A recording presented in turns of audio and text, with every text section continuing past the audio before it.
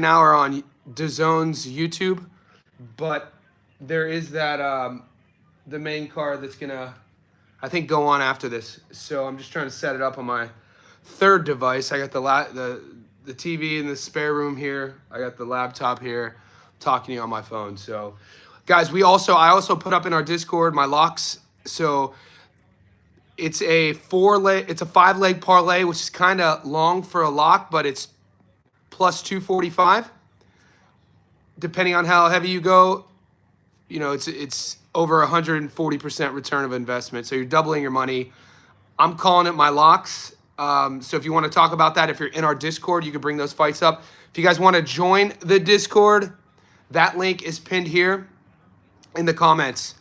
So it's a couple bucks a month. You become a Johnny Says Boxing Insider on YouTube. You get more access on YouTube, more levels to the membership. For the same price, you'll also get access to the Discord where all the professional bettors are, where you'll get my locks, my picks, my parlays. It's a growing community. We started about a month ago.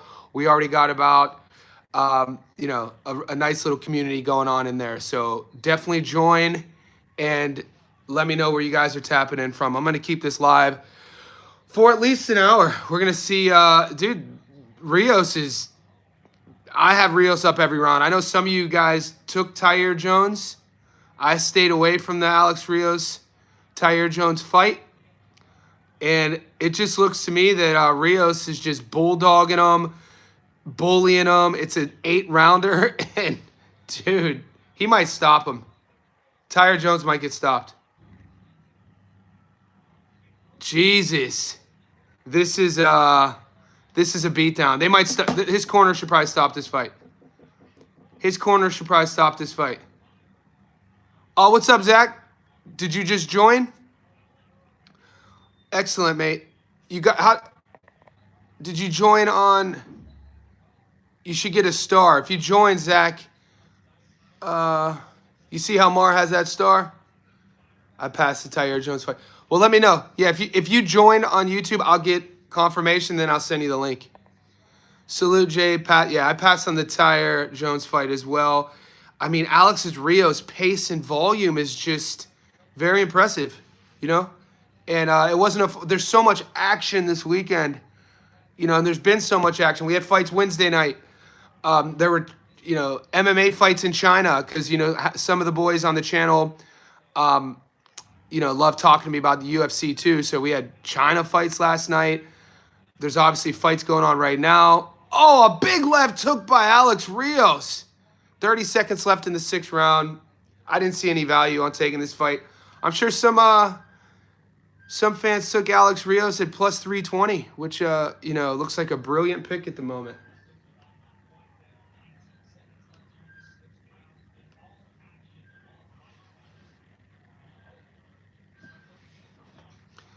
And our long parlay that I gave you guys, I do it every week. Johnny Says long parlay, usually like a 10 to 15 legger. It's a 12 legger. We had our fights that were starting in Australia on Wednesday. We're 5 out of 12, and the rest, two of those fights are the co-main and main on this card, and then 2 more of those fights are the fights tonight in Australia, and then we just got Yankeel in tomorrow. So we'll see. Get back on track with that. We already hit a plus 450. We hit all of our Dana White Contender Series picks, which is the UFC, but that was early. What's up, UMG? Good morning. Yeah, so it's 9:30 my time here in Sydney, Australia. Let me know where you guys are checking in. And if you got action on these fights, Alex Rios, who was a plus 330 dog against Tyre Jones going into the 7th round. I have Rios up pretty much every round. Tyre Jones needs to get a knockout.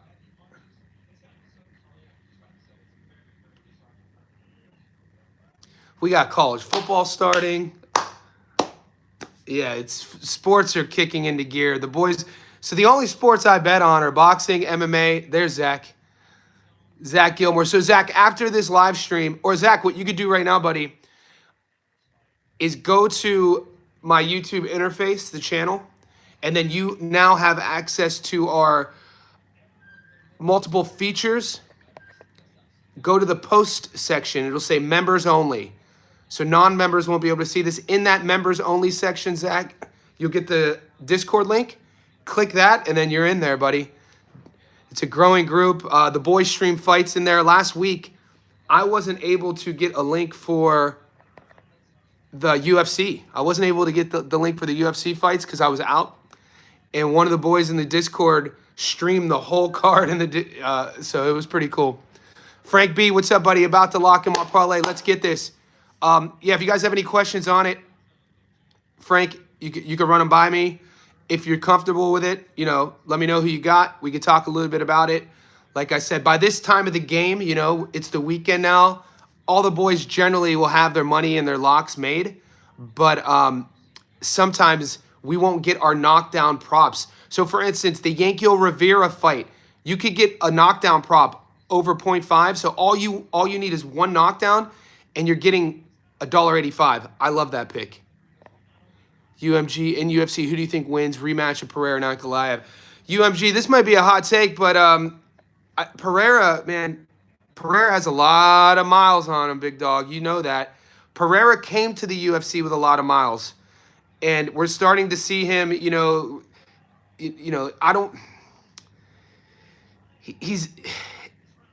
see. I would take Ankalaev. That's all. Ankalaev's a nightmare to deal with. I think he's the fresher of the fighters, if you want to go that route. Obviously, his grappling. We obviously know Pereira has pretty much one path to victory. I think Ankalaev has that pretty much figured out. My money would be on Ankalaev. Zach Gilmer, oh, dude, that's awesome. I'm glad to get this going. Finally, I've been watching a while, but I'm getting more active now. Nice, mate. I did the same thing. I stole 3-9. Sorry, Dana. Yeah, Zach, I didn't even know. I've never been like an illegal streamer in terms. I've always been a guy, and I still do. I pay for the links.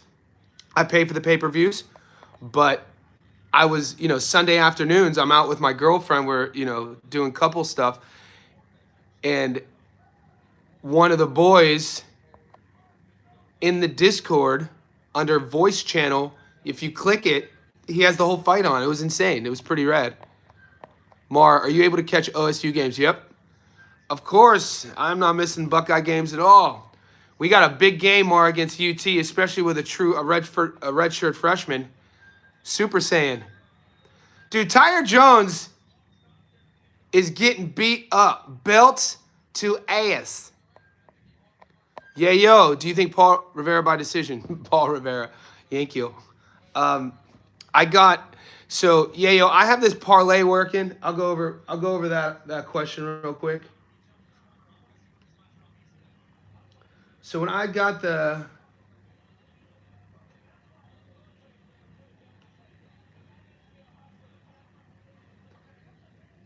Oh no, Paul, my bad, you're right. You're talking about John Paul Rivera Pizarro, the main event here. I got him at $1.18. So, will it go the distance? I just put him on a long parlay. Yeah, yo. I didn't get too fancy with this DAZN card today in terms of method of victory. Will it go the distance? Decision, yeah. I think that's a decision. I give myself a pass because my brother and I spent $1,000. I know. Dude, Zach, the pay-per-views were insane. Especially living in Australia, Zach, man, the way the boxing world works with no limit promotions. So the Wednesday night card was, people should go to prison, the promoters. They should go to prison for those matchmaking. Both for the Zarafa fight and the Nikita Tszyu fight. But I think the pay-per-view, they were charging $70 for the pay-per-view. I went to the fight and only spent a little bit more to be close to the ring.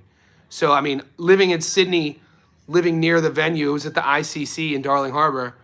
I was like, I could literally go to the fights, spend a little bit more money, and be there than pay for the pay-per-view on a card that should have been free. UMG, my lock for the week is Miller, decision, Wiley, money line, Rafferty, money line. Yeah. UMG, if you go to my, oh yeah, you're not in the Discord, but my lock is similar to that. So I'm thinking the same way. Jake Wiley, I'm very comfortable. Look, I like Yui Dib. I just think Yui's going to be a little bit too much pride for his own good. I think Rafferty handles Chamberlain pretty easily. I used to manage Lynn Sandstrom, the fighter that Artiga is fighting. She fights out of Bondi Boxing Club. She's trained by Tony Delvecchio. Lynn has only been boxing for maybe 5 years. Her biggest attribute is her toughness. So her boxing skills are so subpar. All she literally does is run in with her head and jabs. Runs in with her head. Always gets headbutted. Always gets cut. And yeah, I like Artiga. And I think I got Artiga at $1.33, which is good value. I tend not to get too sexy with the ladies in terms of picking method of victory. Even though, insider information, Sky Nicholson by stoppage. I got her Wednesday night after the Nikita Tszyu fight. I went to the casino because it's right near the venue and all the fighters usually go there. So I ended up hanging out for a little bit talking to Chanel Dargan. Chanel Dargan's an Aussie female fighter who, tough fighter. She was promoted by No Limit. She's been asking for the Sky Nicholson fight for years. George Rose or Matchroom and Eddie won't make that fight. So Chanel was telling me that the opponent for Sky didn't have a camp. Lost her father had passed away like a couple weeks ago and really was just coming in just to get a bag, get a paycheck. So when I heard that, I was at the casino when I took Sky by stoppage at 225. And then I put it up on my Instagram and Sky shared it on her Instagram story. And when she did that, the odds just crashed. So now if you take Sky by stoppage, it's like $1.40.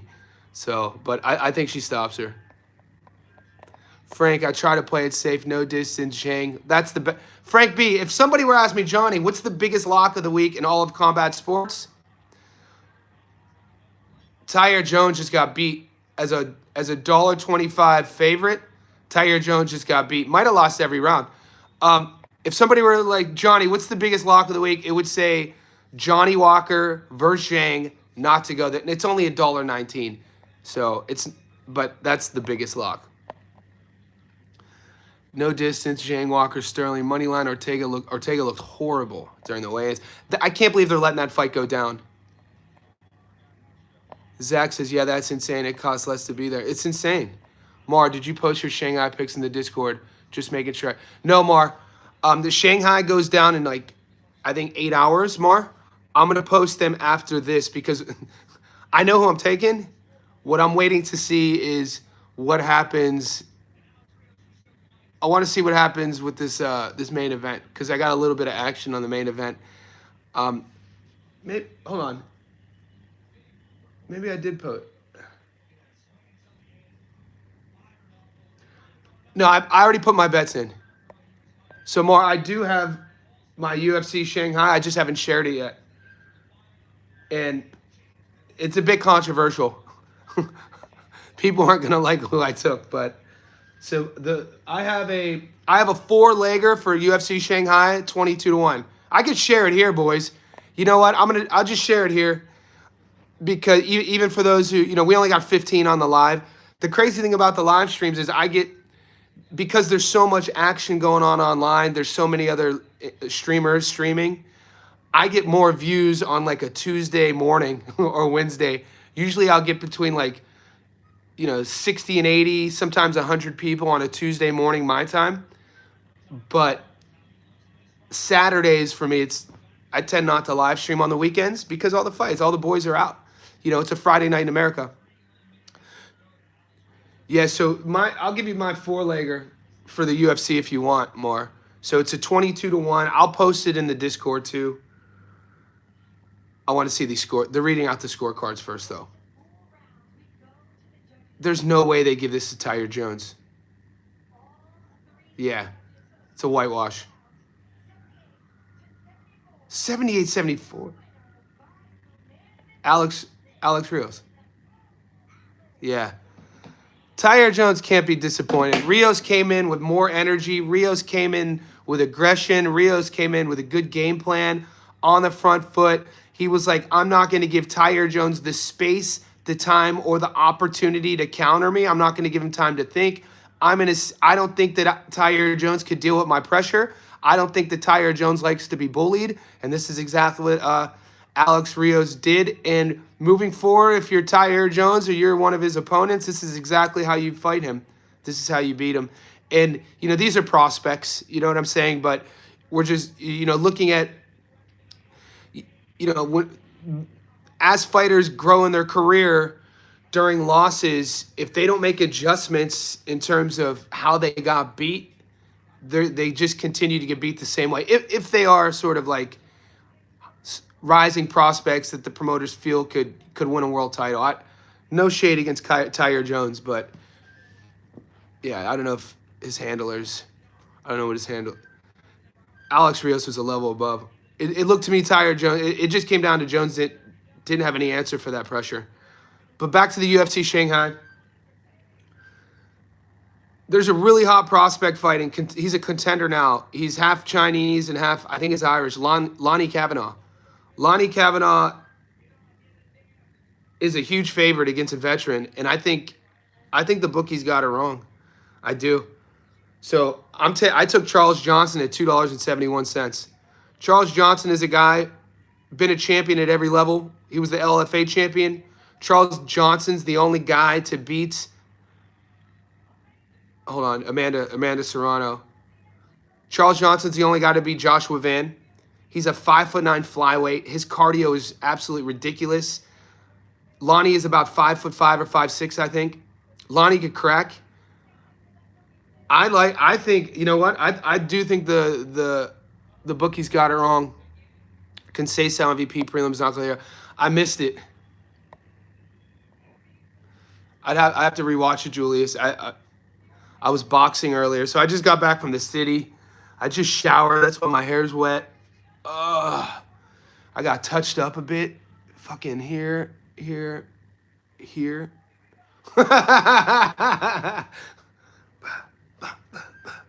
We're not trying to kill each other, though. By the way, do you think Anyway stops MJ or wins by decision?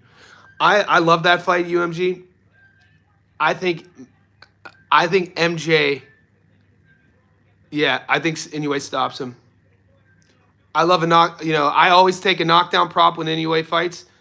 I hit a 16-1. I took Anyway to get knocked down against Ramon Cardenas and hit. I wouldn't be surprised if we see a knockdown either way.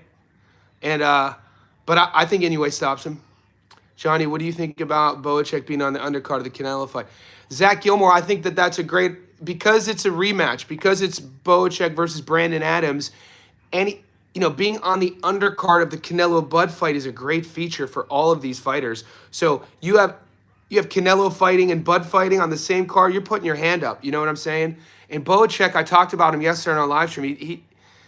I'm not liking what I'm seeing in Boacek, and I'm never going to say somebody is washed. I don't like using that terminology or those words about professional fighters or any fighters. But I follow Serhi. I watched his whole career.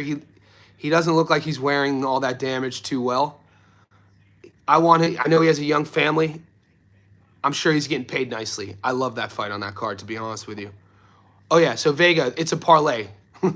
So you don't have – so Daniel, Charles, I'll share it in the Discord. I got Charles Johnson as a big underdog, though. It's an unpopular opinion because people love Lonnie Kavanaugh.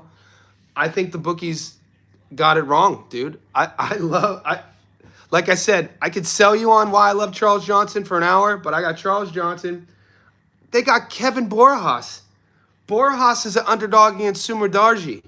Dude, Kevin Borjas is a goddamn animal, dude. So I got Borjas and Johnson as an underdog. I got Johnson at 271, Borjas at 251. I got Ortega and Aljo not to go the distance at 230. And then I got Zhang to knock out or TKO Johnny at $1.41. So those four on one ticket are 22-1. That's my UFC Shanghai picks. We'll see if it goes down. I'll either look, yeah, it's betting, boys. You either look like a savant or you look like, somebody who's just mid-tier. And I hate losing. So one thing you guys can know, even when I pick the dogs here, it's not because of the odds. I think the bookies got it wrong. I definitely think Charles Johnson's been disrespected since he walked into the UFC. He's always the underdog. This dude is an Olympic caliber athlete. He was an Olympian in the carriage the steeplechase. He was an Olympian in the steeplechase. Wins over Joshua Van. He's a nightmare to get out of there. 5'9". His cardio is ridiculous. Sneaky striking, really kind of clever and creative on the feet. If he wants to grapple you, he could grapple you. Great scrambles, sneaky submissions.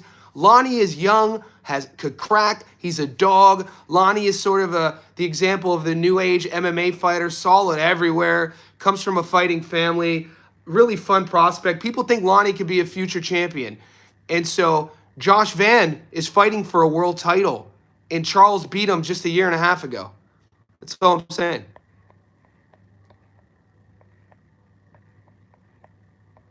Do you think Tellez and Abbas goes the distance? I like a knockdown prop, Yayo, and Tellez versus Morel. What's good? King Ty in the house. I follow him too. That's why I ask. I really think he's a beast. He gave Virgil hell. Yeah, he is a beast. He is a beast. And I'm glad that they're fighting again. Zach's referring to Brandon and Serhi. Frank says, after seeing the streak of Bellator fighters losing their UFC debuts, I didn't bet Naraji. Yeah. Like I said, I'm only taking 4 fights in the UFC China, Beijing. I just gave them to you. I stayed up late last night and watched the UFC Road to the UFC. Jesus Christ, those fights were insane.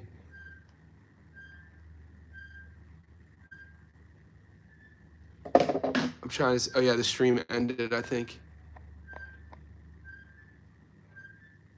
Give me 1 second, boys. I think I'm gonna have to switch over now. Are you betting on Zhang? Yeah, King Ty, I'm taking Zhang to stop Johnny Walker he's on my parlay at $1.41. Boxing fan, sub chat, 3 likes. I know. Boxing fan. We need to get, we need the admin, the big fella. My vice president in here. Yeah, come on, like the video, boys. Max, Michelle Pereira, round 1 knockout, and Pavlovich, round 1 knockout. Odds too good to pass up. Michelle Pereira is fighting Kyle Dawkins. I talked about this yesterday on the live stream.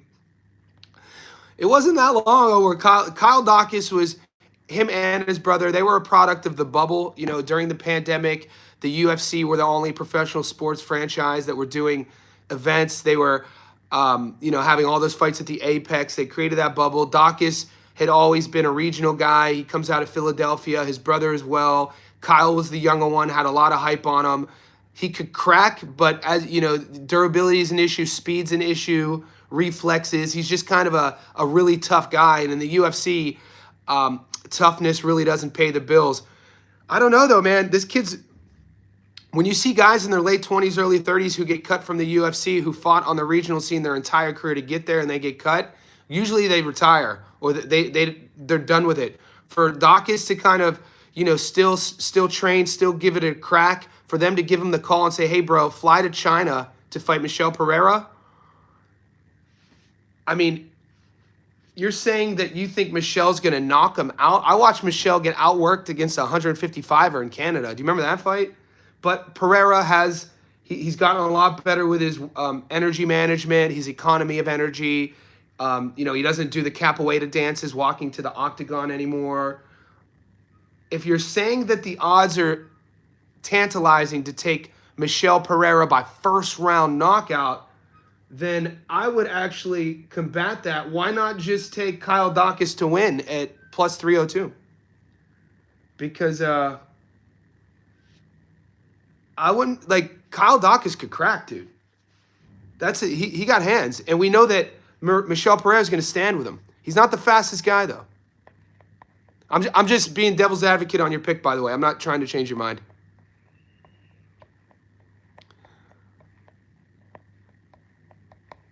Frank B. Borjas and CJ. I love it. Worth the sprinkle. Yep. Where are your percentage-wise on the Pavlovich Acosta 60-40? People are sleeping on Acosta, but Pavlovich is a big dude, durable. At one time, man, people were putting his name in the hat in that really lean heavyweight division. Acosta, very one-dimensional, mate. You know what I'm saying? He better have some takedown defense, or as the new boys call anti-wrestling. We'll see what happens. I'm staying away from the big boys. Lonnie is a future world champ, but I'm biased. Kiza, no. He is. I'm a huge fan of Lonnie Kavanaugh. But, I'm also a big fan of Charles. I watched Charles on the regional scene for years not getting the call up. winning regional titles. It was finally when and every time he'd fight for one, he'd be a dog. And then, finally when he gets to the LFA, he beat everybody they put in front of him. And he kind of like kicked the door in, even in his early 30s, to get a call up. The dude, I think he's worth the sprinkle.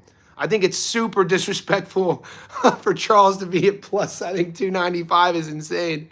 Frank B, the last guy CJ fought popped for Roy's. Yeah, dude, CJ's a beast, dude. The pride of St. Louis. One of my favorite introductions of all time is when Charles fought in the LFA, and Mike, the ring announcer, Mike something. I can't remember his name. He had look it up. Go to YouTube. It's the best ring. It's the best intro. R2R, nice hair. Yeah, the hair is getting crazy. Boys, if you knew me 2 years ago, my hair was down to here. I used to rock the ponytail. And then my girlfriend's like, Johnny, you look homeless and your hair smells. Could you please cut your hair? And I was like, hell, I ain't cut my hair. And then I eventually cut my hair. Clifton, any bets for tonight? See them in your post. Yeah, Clifton, they're in the Discord. But you got to join the Discord. I did give you guys my long parlay for free. I gave all the boys on YouTube my long parlay, so go to the post section. It started on Wednesday. It's a 12-legger. I think it's a plus 320. And I just gave you my 4-leg UFC parlay for tonight. That's a 22-1. Muscle Brown's happening. Muscle, guys, but here's the forewarning though, boys. There's in the boxing space tonight, there's not a lot of good matchups. Don't go too heavy on these fights.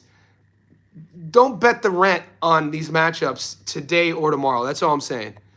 I know Muscles and I got a lot of money on one fight, one outcome. I loaded up. I did this 2 days ago. I loaded up on Sky by stoppage. I got her, though, at 225. Johnny, I see you have Rafferty in your locks. I feel this fight will be causing... Yeah, it will. I do. It will. But I think... I've watched a lot of tape on both guys. I know, and I'm not picking Rafferty because the way Chamberlain looked against Padley. I'm not doing that. I think Padley's better than people think. I'm looking at Rafferty and Chamberlain, how they go about their business. I like Rafferty's style to be too much for Chamberlain. And then you just add in the psychological component of what one fighter is thinking, second-guessing, versus the other one not second-guessing, versus Rafferty's on the front foot, prodding, and Chamberlain having to sort of answer questions. Hopefully, that's the one we have heart palpitations for. Hopefully, it's not the other ones that are like $1.18. Rios was free money. Ali Penfold. Ardo, let's go, people. Get the likes up. UMG, is it just me or in UFC fight favorite matters less, lose more than... Yeah, UMG. So what I always say is the word P-A-R-I-T-Y, not P-A-R-O-D-Y. Parity and parity. They're called homophones in the English language. Homophone is a word that sounds the same, that's spelled differently, that means something else. So P-A-R-O-D-Y is obviously a comical sort of comparison to, anything. A parody of a politician, a parody of a sports team. But P-A-R-I-T-Y is what you see now in a lot of college football. 10 years ago, weeks 1 through 5 in NCAA, you'd have Ohio State playing against the Sisters of the Poor. They'd be 40-point favorites. They'd win by 50. But now, a lot of those matchmaking has changed, and now you see teams like the Buckeyes playing Texas in week 1. That's called parity. The UFC, especially the main events, there's a lot of 50-50 fights. It's tough to pick. Anything can happen. So I make all my money on UFC fight nights. I've hit, including Dana White Contender Series on Wednesday, I've hit 27 picks in a row on UFC fight nights and the Contender. Now, the UFC pay-per-view, I went 0 for 5 last week. So, there you go.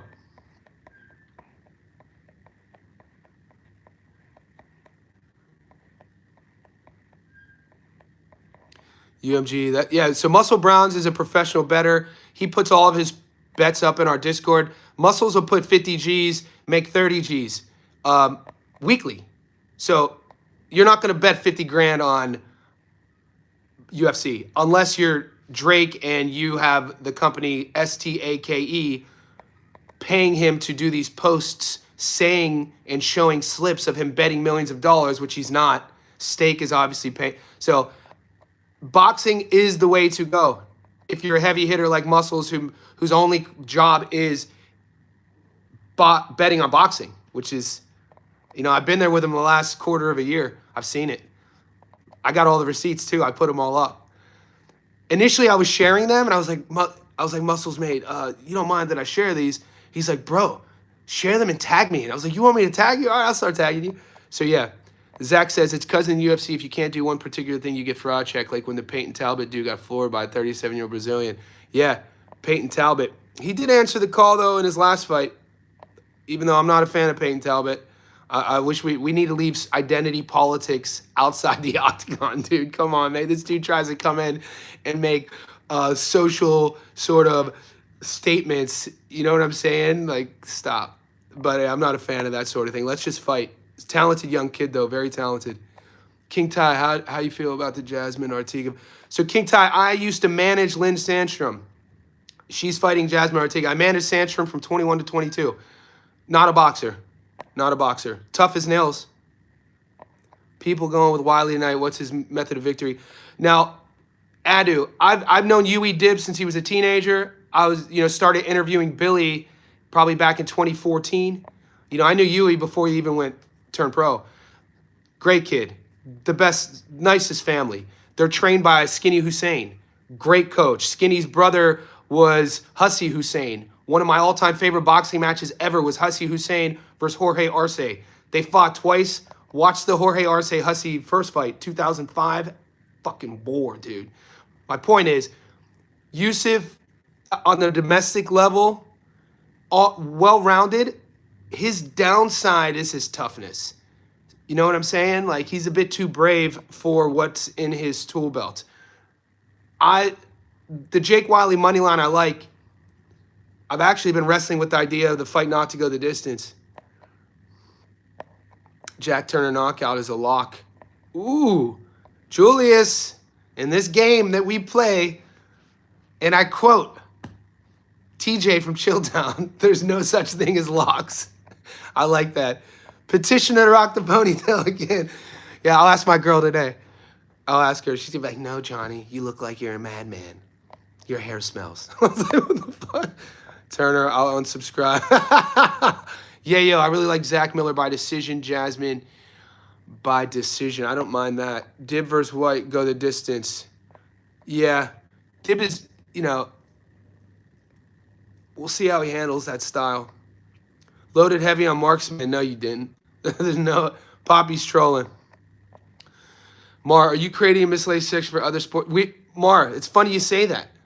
Mar asks, are you creating a miscellaneous section for other sports picks or looking to keep the focus of the Discord boxing MMA?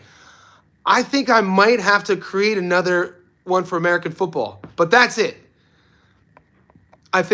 Dude, boys, hats off to you gentlemen, because I never even heard of what a Discord was 6 weeks ago. You guys educated me. Now we have a Discord. I didn't even know what, creating different sections were, and then we have different sections. But I was thinking this is how big of a nerd I am. Last night when I'm laying in bed, I'm like, I probably should create an American football section because I'm a diehard sports fan, but I don't bet on baseball and basketball, my other two favorite sports. I bet on boxing and MMA, but I do bet on college football. I do. I win a lot of money. So I'm thinking about going NCAA, football, NFL on the same thread. What do you guys think of that? Wiley is favored to stop Dib. Wiley got 90%. Yeah. Can Dib. See, the thing about Julius, the thing about Yusuf is he's brave. He will punch with you. So I love a knockdown prop. I would go freaking heavy on over, if you could get a 0.5 knockdown, a plus, so any knockdown prop that all you need is 1 to win, I would go heavy on that prop. Wiley could knock out Cambo. George Kambosos, though, come on, mate. Your boy Teofimo couldn't beat Kambosos. And your boy Dev couldn't knock him out. So what are we talking about? No one's knocking him out lately. What are you talking about, dude? Loma and Hitch. And Hitch is a world champion. The best jab in boxing, dude. Some of the best speed in boxing. We won a lot of money on that. Adu, MVP main card starting now. All right, I'm gonna put it on my laptop here. Y'all talking over 8.5 in Wiley versus Dib. I think so, Julius.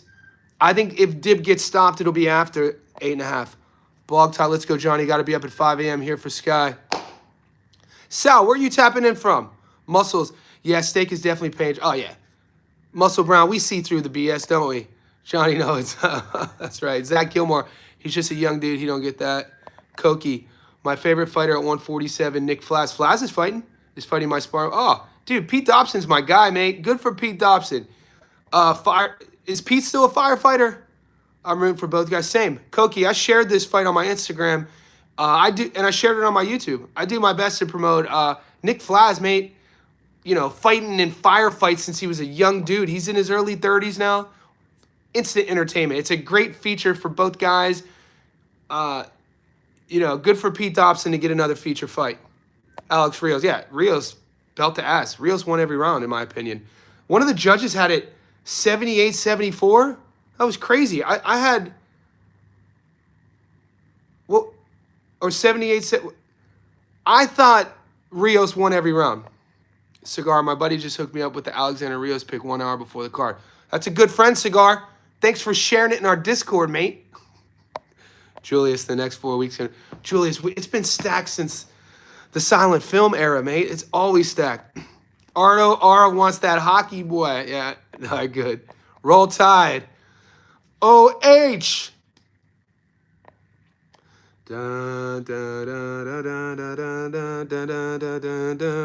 Dog racing. No way.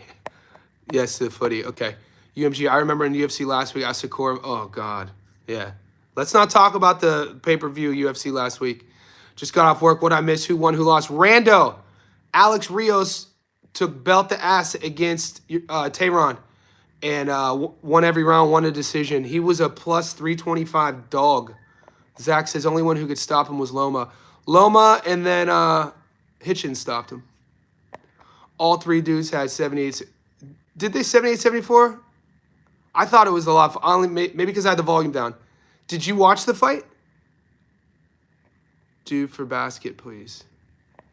Oh, when we get there. Anybody else Cleveland Cavs fans here? Humane Gomez next. All right, I'm going to put this fight on. The chat's heating up. So, guys, 29 in the live. You know, I didn't expect a big number. Like I said, it's a Saturday morning here. There's so much going on in the world of sport.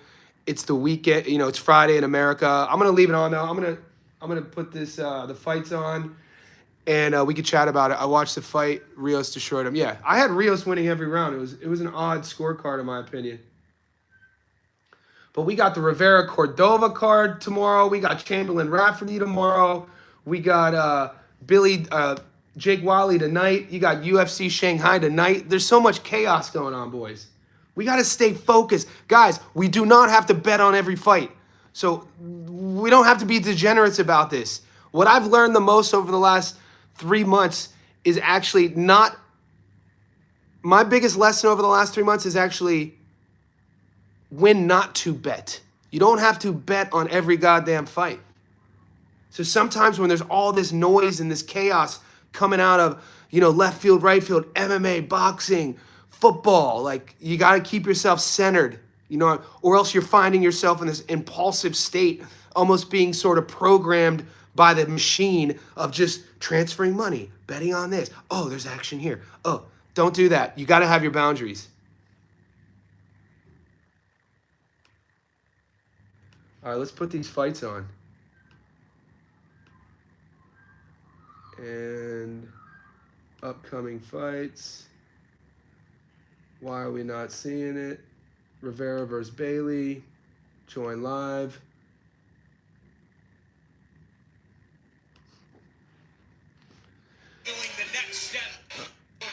All right, here we go. Gomez is walking out. Humane. Anybody got Humane here? Humane's a big dog. I don't think I picked him anywhere.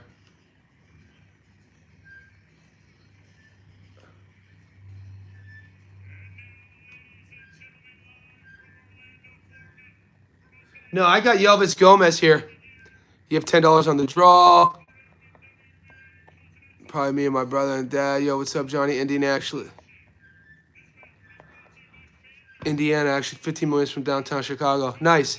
I always tell people, my first 2 years I went to college at University of Pittsburgh, and I would drive 7 hours from Pitt, maybe 8 hours, to Chicago every end of December for this music festival that was held at the United Center. I think a popular radio station at the time, this would have been 2001, 2002, was a channel called, I think, Q101.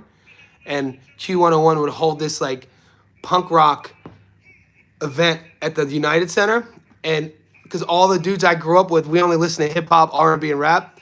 But the guys I play baseball with, we listen to punk. So, I kind of had to hide. I had to hide like Blink-182 from my childhood best friends. But I'd go to Chicago and I'd see like 8 bands at the United Center, and good memories doing that. Probably me and my brother and dad, the only real boxing fans I know. That's insane, man. It's the best sport in the world. Chad is heating up. Zach Gilmore. Nerds, if you will. Sky fight. Look, it is strange, Ara. It is strange. Sky should be fighting Chanel Dargan. I'm a little bit sort of... I show favoritism because, I'm friends with Chanel. But I think Chanel Dargan would give Sky a run for her money. And Chanel's still pretty green. But Chanel... Watch any Chanel Dargan fight and you'll see what I'm talking about. There's no way Eddie would ever challenge Sky like that. Right now they're in the manufacturing stage of Sky. MVP got them Barbie showgirls.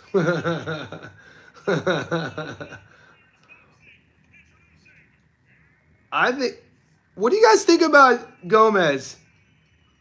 We've seen him drop. I think there's a knockdown prop in this if you guys want to get some live action. Johnny, I'm skeptical about betting Sky getting stoppage. Yeah, I do, Imam. I shared it in the Discord. Sky by stoppage. I told you guys why. Probably my fault that the odds for the stoppage crashed so heavily because Sky shared my pick on Instagram. When I did that, I didn't think she would share it. I didn't even tag her in it. But it went from 245 to 140 in 24 hours. Johnny spitting. Thanks, man. I had $10 on the draw, 100%. Well said, Muscle Brown. Adding a football channel is genius. This is a betting. Yeah. All right, boys. So if I do add this football channel, my problem is I need to just keep the live streams boxing, though. Because sometimes I've noticed over the last few weeks, I get pulled, next thing you know, I'm doing breakdown videos on Ohio State's secondary and how they're going to handle the play action pass against Texas and what our redshirt freshman, is he going to be able to do play calling at the line of scrimmage? What's his out route look like? And I'm like, dude, I'm only one guy. It's going to get crazy. Why isn't Shador Sanders in the starting rotation? All this sort of stuff. Why do the Browns get rid of Nick Chubb when now we have a problem in the running back, group? It's a slippery slope, boys. Humane got Bozy Ennis as his trainer. You're being serious though, Julius? Bozy, yeah. Yeah, I wish I could have gotten a knockdown prop in this. Hey, Johnny, I'm about to head into the concert. You're always at the concerts, Dwayne, man. You making me jealous all the time. But side note, your comment on that Bad Bunny boxing show's fashion statement.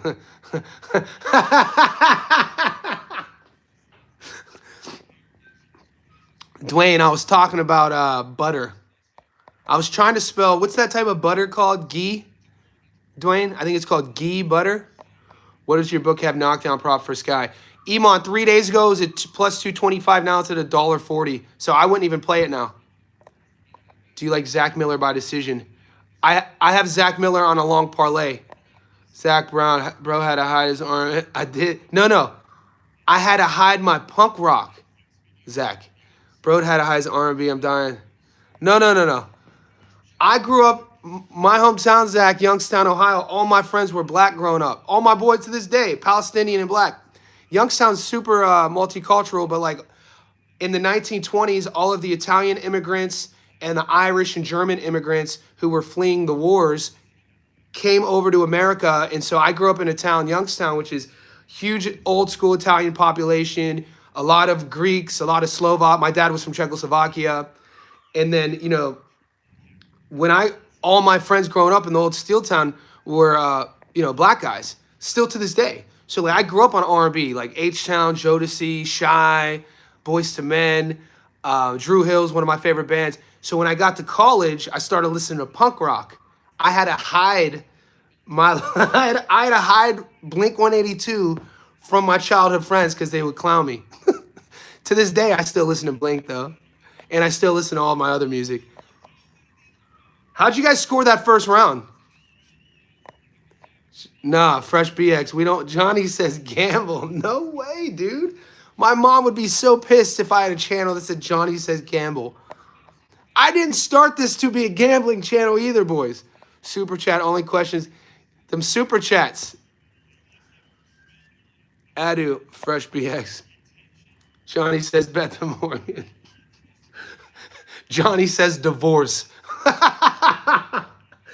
It's not JSB insiders anymore. It's JSD. Gomez coming for the knockout.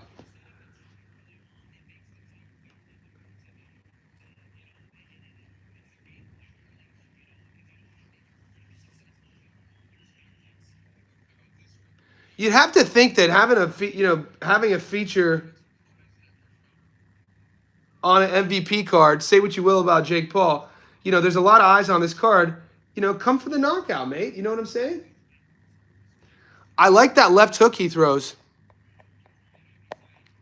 What time does Sky Fight start? Eastern time.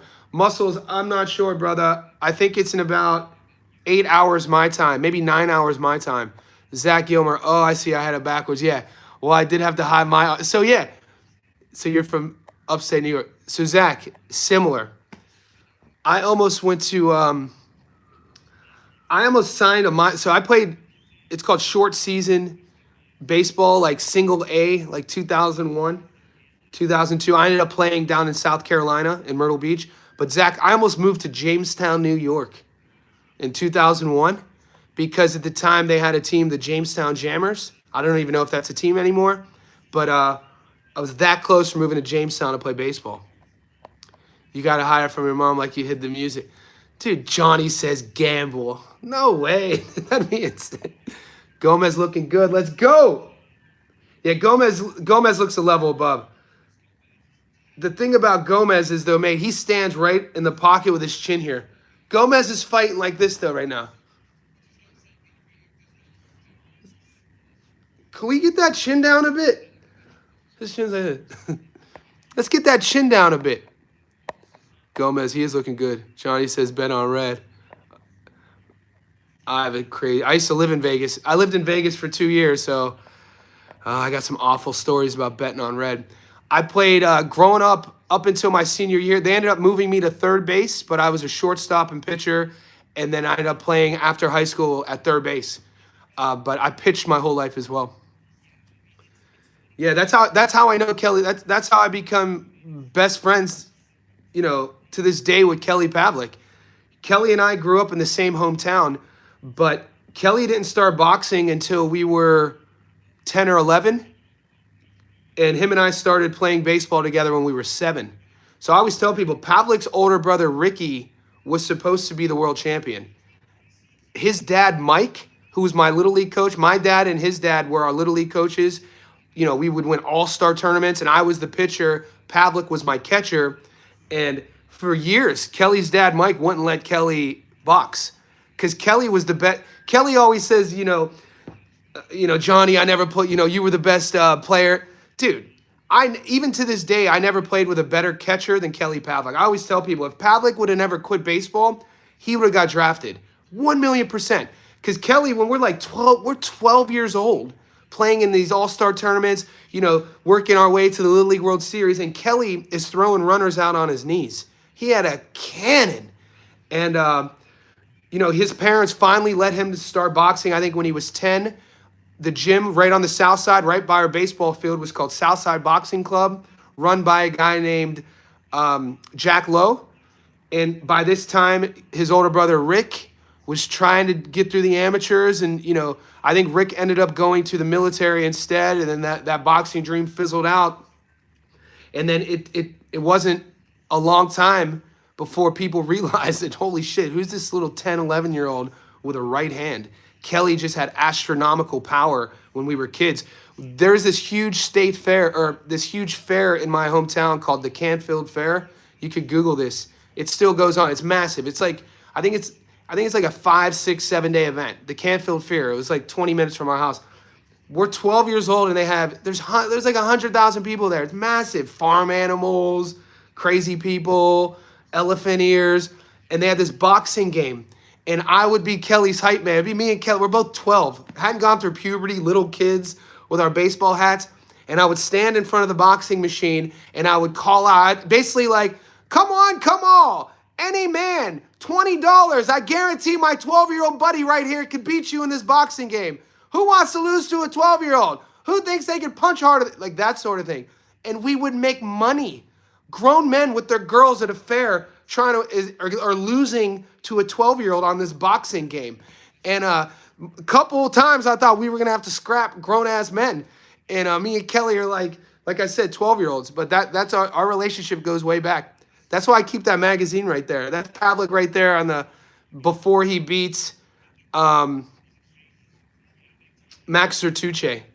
So Kelly's whole sort of path to becoming a world champion against Jermaine Taylor, man, they were Top Rank put him up against some fucking killers, dude. Max Sertuche was supposed to beat him. Edison Miranda was supposed to beat him. Jermaine Taylor was supposed to beat him.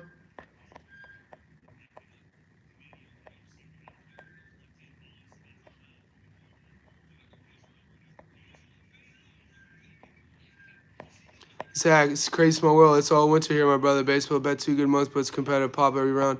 Johnny got them good shoulders. Breaking Bad. Yeah, man. Breaking Bad in the house. Tapping in, man. Good live stream earlier, brother. Guys, if you're on this stream, Breaking Bad, go follow him. You know what?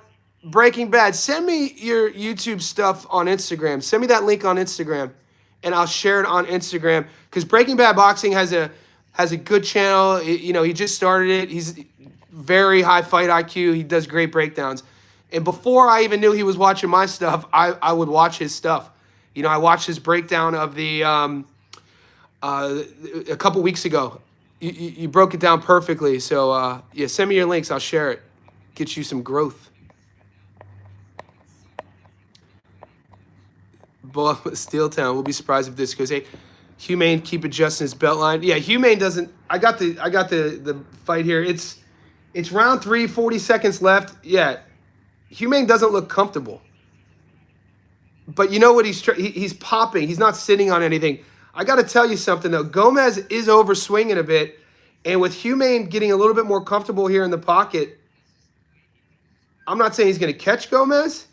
But, Humane's doing this, that, and Gomez is doing that. I wish I would have got on a knockdown prop bet on this fight.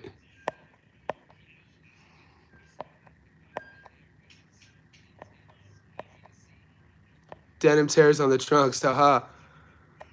Aussie Pugilist, what's up? I'll be checking out your college bets and buying a Chinese translation dictionary to understand what the fuck you are on about when you were talking about your reasons. Do you bet horses? No, I don't bet on horses, mate. I think that was a compliment. That might have been a dodge. I don't know what that meant. Humane has no power. Yeah, you see those sometimes it's not about power to get a knockdown, though. Sometimes it's that timing. That short little shot. You catch a guy who's over-aggressive, over-swinging, coming in, he's doing 50% of the work, in terms of, getting knockdowns. Sometimes, timing, I would say timing supersedes and trumps power, especially at the highest level. Another baseball analogy.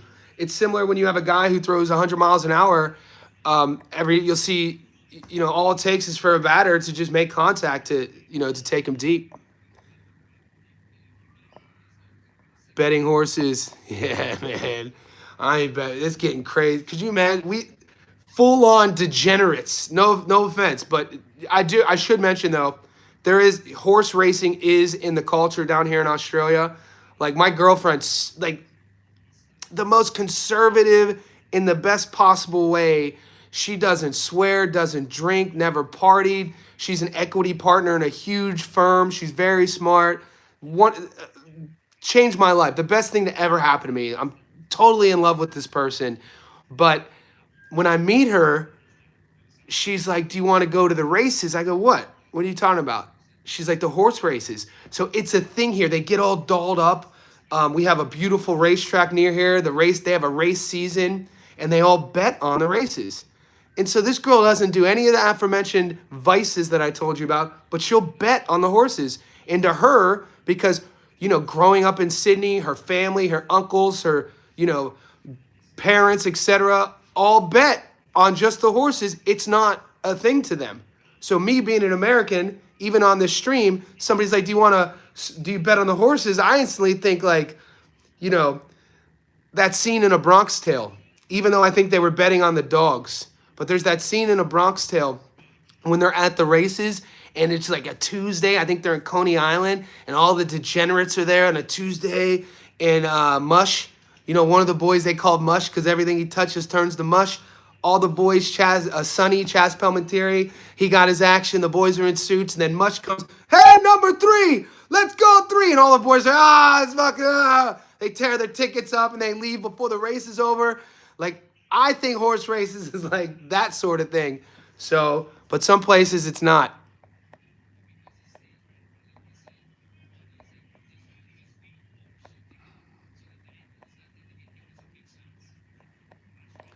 Rando, Break Brad, son, I've been a subscriber to your channel. Yeah, there you go.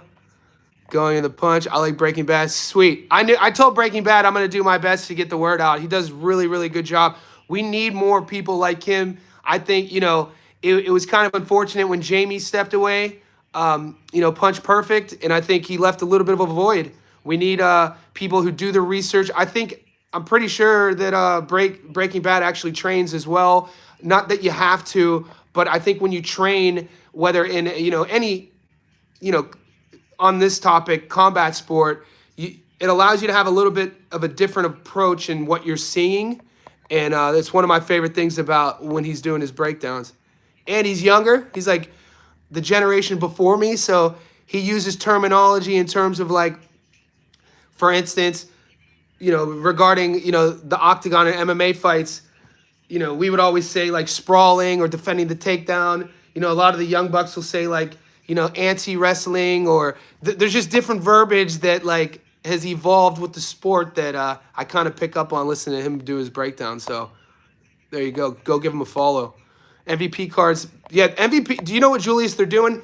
It's not going to be too long until MVP promotions, what they're trying to do is to get a belt.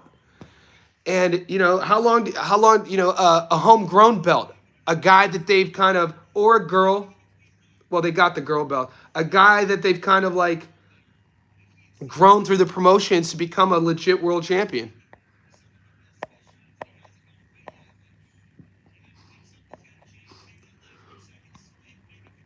Yayo, I'm not sure what those odds are saying. Yayo asks, Johnny, I know you already talked about it, but instead of Sky by stoppage, is Sky not to go the distance a good? Yeah, of course. Of course. I don't think this girl's going to go too far. I mean, Chanel wouldn't have. The info I got about this fight is straight up from a pro fighter who fights in Sky's division who's been trying to get this fight. She's, and I hung out with her after the Nikita Tszyu fight at the casino in Sydney, Chanel Dargan. And Chanel, as soon as Chanel told me all this, I went on the app and put it in, and then it's like 1 in the morning. I'm usually in bed at 9 p.m. It's 1 in the morning, and I'm sending messages to Gary and Muscles about it. I'm like, bro, jump on this. And then the problem was the next day, I commented on my bet, and then Sky shared it on her story, and then the odds crashed. So, lesson learned. The Bronx Tale, classic movie, yeah. I believe they were at Yonkers. Okay, I'm not a New York guy, Koki. I'm not a New York guy, but you know what I'm talking about. Saratoga races with the girl. Go, yeah, man. It's a fun night out. Humane has a good chin. Muscles, my guy. We know you're the reason Sky's lying. Yep. Punch Perfect was dope. He was. Jamie was a beast. I was bummed out, man, about Jamie not doing his breakdowns. Hey, guys, just checking in. Who likes Sandstrom to lose the distance paying 150? Kane in the house. Kane, did you train today? Kane's an amateur boxer in Australia. Young buck. I got to send you that program. Kane, deadlift, back squat. Let's go. You need to be on a pyramid sort of programming right now. It's 10, 8, 6, 4, 2. And then, you know, for 2 weeks. And then the following 2 weeks, we'll put you on a 5x5 and then slowly taper the weights into sort of body weight progressions, asymmetrical lunges, stuff like that, up until probably a week out, maybe 2 weeks out. Humane, too good for his own good. Finish on a stretcher. Controls the stop market. Mike Ross says, Jamal Harvey is almost a foot shorter than his opponent tonight. I watched the weigh-ins and was shocked. I love Scott by stoppage.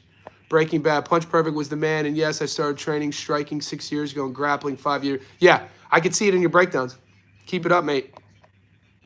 A mediocre blue belt.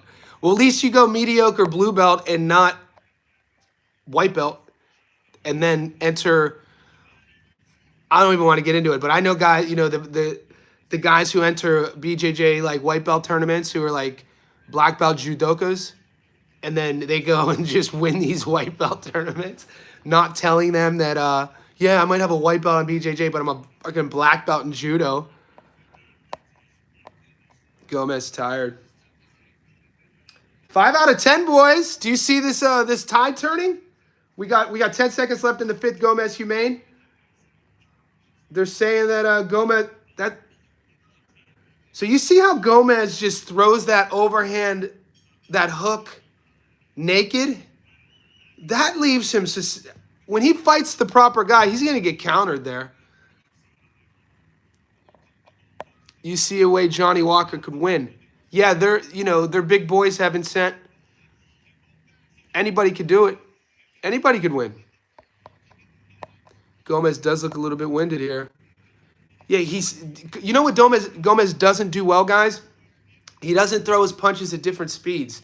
You know what I'm saying? One of my favorite drills when I was a kid that we would do with our shadow work was, my coach would call it a 1 through 6 drill, meaning that you know the 1 through 6 punches, jab, cross, left, right hook, left, right uppercut, and then you would do that pattern, 1, 2, 3, 4, 5, 6, and then he would call out a number. Let's say we're doing, you know, the pattern 1 through 6. He would call out a 3. Whatever number he would call out, 3, you throw heavy. So 1, 2, 3, 4, 5, 6, 5, boom, you throw heavy. So it gets you in this habit of changing up your speeds throughout the combinations. Or, you know, you're drilling your 1, 2, 3. You know, the last punch in that combo should be heavy. So, pa, pa, pa, sit on it. He's not doing any of that. And it's this, you know, I'm not saying that I could come off the couch and do that, but that's something that you have to drill. You have to really, not all fighters do it either. Some guys, their downfall when you're breaking their tape is everything looks the same. The fastball's the same speed. He doesn't have a changeup. He doesn't have a curveball. So eventually what happens? The power hitter times that fastball and crushes it. You have to be able to change up your, you know, the timing, the speed of your punches. Everything right now with Gomez is coming out at the same speed. And he does look like he's looking frustrated right now a bit. A minute left in the 6th, or a minute gone in the 6th.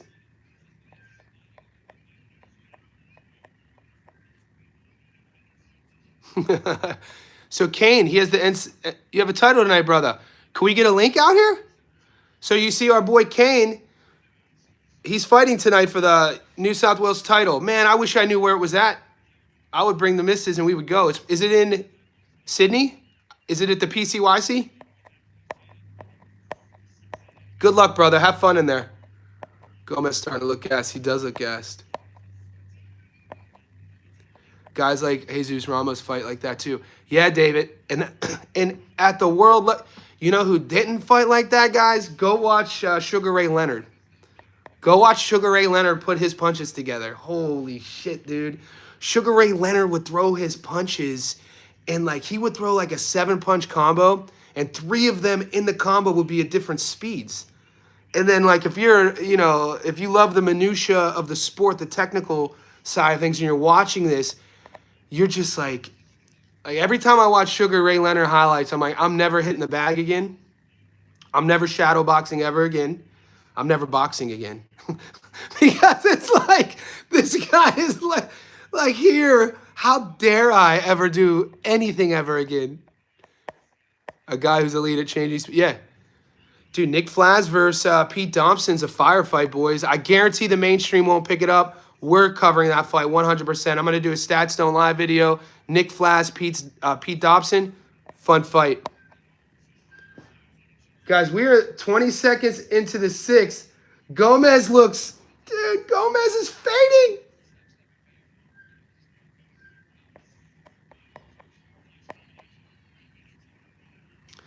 True School thinks GAR throws everything at the same speed. I don't know who True School is, but GAR does definitely... No, I would disagree. I don't know who True School is, but if we were sitting here together, we could just pull footage up of how GAR fight. He actually...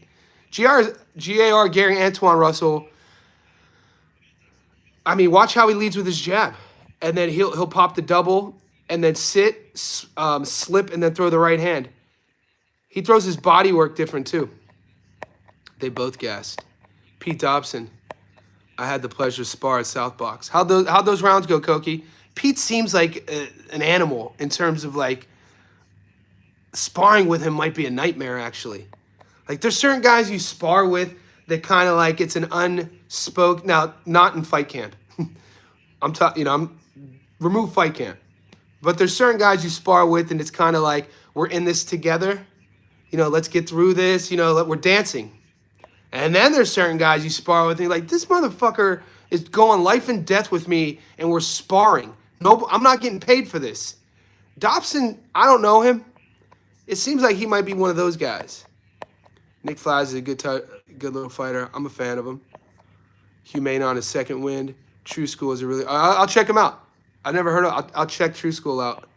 Flaz will be a contender at 47. I mean, isn't Flaz already 33 years old, though? He better... Maybe...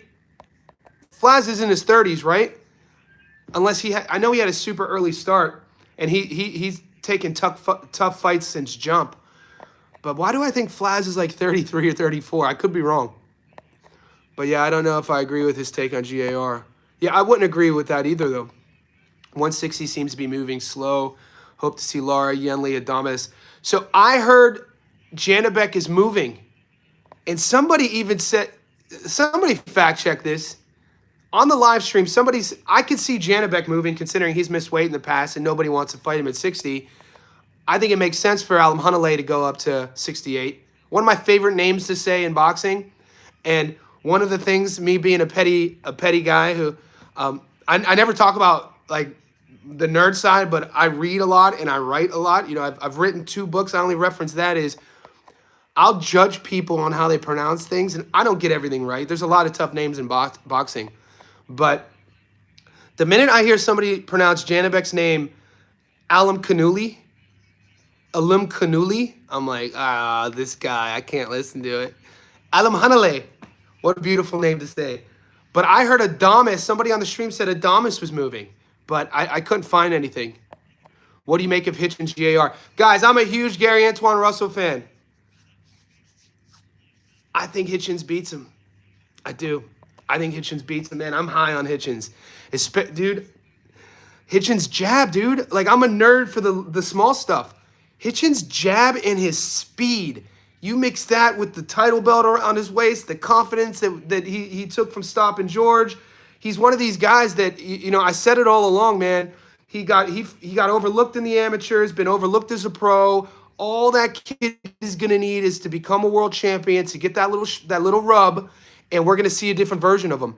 I think that I would give anything to see that fight. A unification fight at 40 between 2 young champions in their prime. Let's go. Dobson is a physical beast. Weakness is his volume. Pete isn't a combination puncher. Flat. So he's 29. Okay. Why did I think he was older? Then I was off. So 29. So the time is now, though, at 29, especially at the division he fights in. I think he's already a contender. I mean, he's a tough out for anybody, man. He's fun to watch. He has a good following. He's a fun guy. His style's fan-friendly. Dobson did hurt Connor. Flowers has to be careful. Yeah, I was off. That's why I asked you boys to fact check me. Dobson gave Jalil Hackett a good fight. Janibek definitely will move. I've been saying Janibek is super ducked at 60. Yeah, nobody wants to fight him. Humane looks possessed.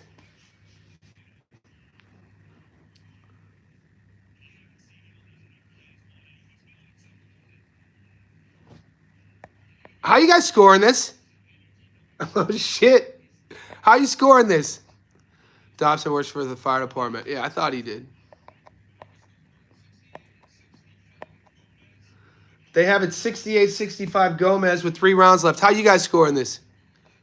I was on that Kambosos knockout too, but that was a Keith Connolly play from a mile away. He's talking about his manager. I know who Keith is, but I don't understand your reference. Hitchens versus GR is an unmovable object versus unsolvable object type of fight. The only thing is, I think the fight would be on the PBC, and Gary has had more fights with the PBC. I could see a robbery. Yeah, I really don't like sitting too much with like fights that haven't been made. You know what I'm saying? But it would be. I'd love to see them fight. Who knows if they do? We'll see what happens. A lot of money in boxing right now, guys. Gomez is getting pushed back against Humane. 8th round, 30 seconds gone, and the last thing you ever want to do is play with your food. And this looks like how much energy Gomez was wasting in the first few rounds. How he throws everything. Look, swinging and missing. Oh, just gets caught big with a lead hook there. Oh, God. Yeah. Oh, God.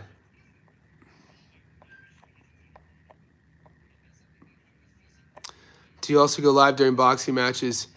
I'm live now, UMG. The reason why it's tough for me to go live during boxing matches on Sundays is because my girlfriend spends the night. You know what I'm saying? So like, my girlfriend's over. Yeah, I keep this separate. I'm confident in Wiley.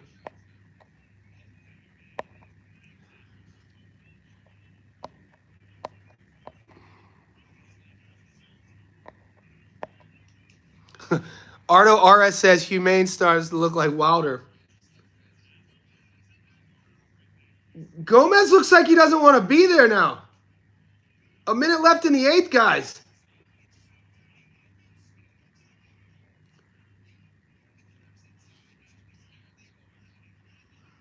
Ooh, low blow. Not called. That was super low.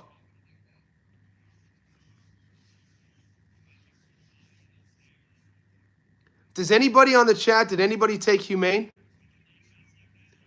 No, it's not the betting. She knows about the channel.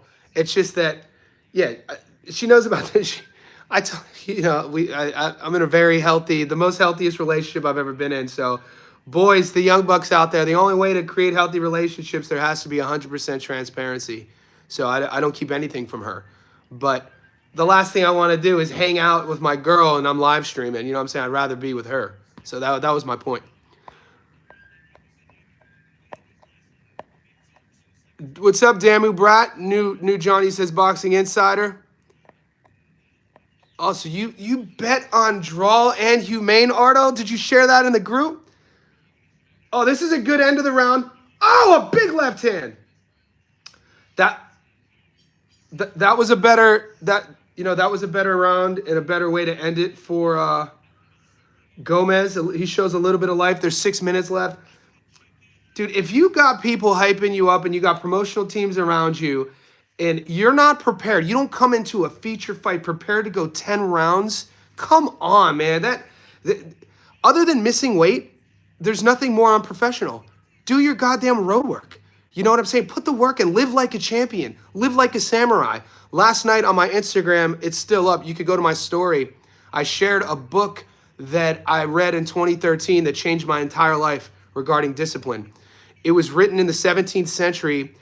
It's the journal of Musashi, who was a samurai in Japan. And it was from, I think, 1641. And it got republished maybe 100 maybe 100 years ago.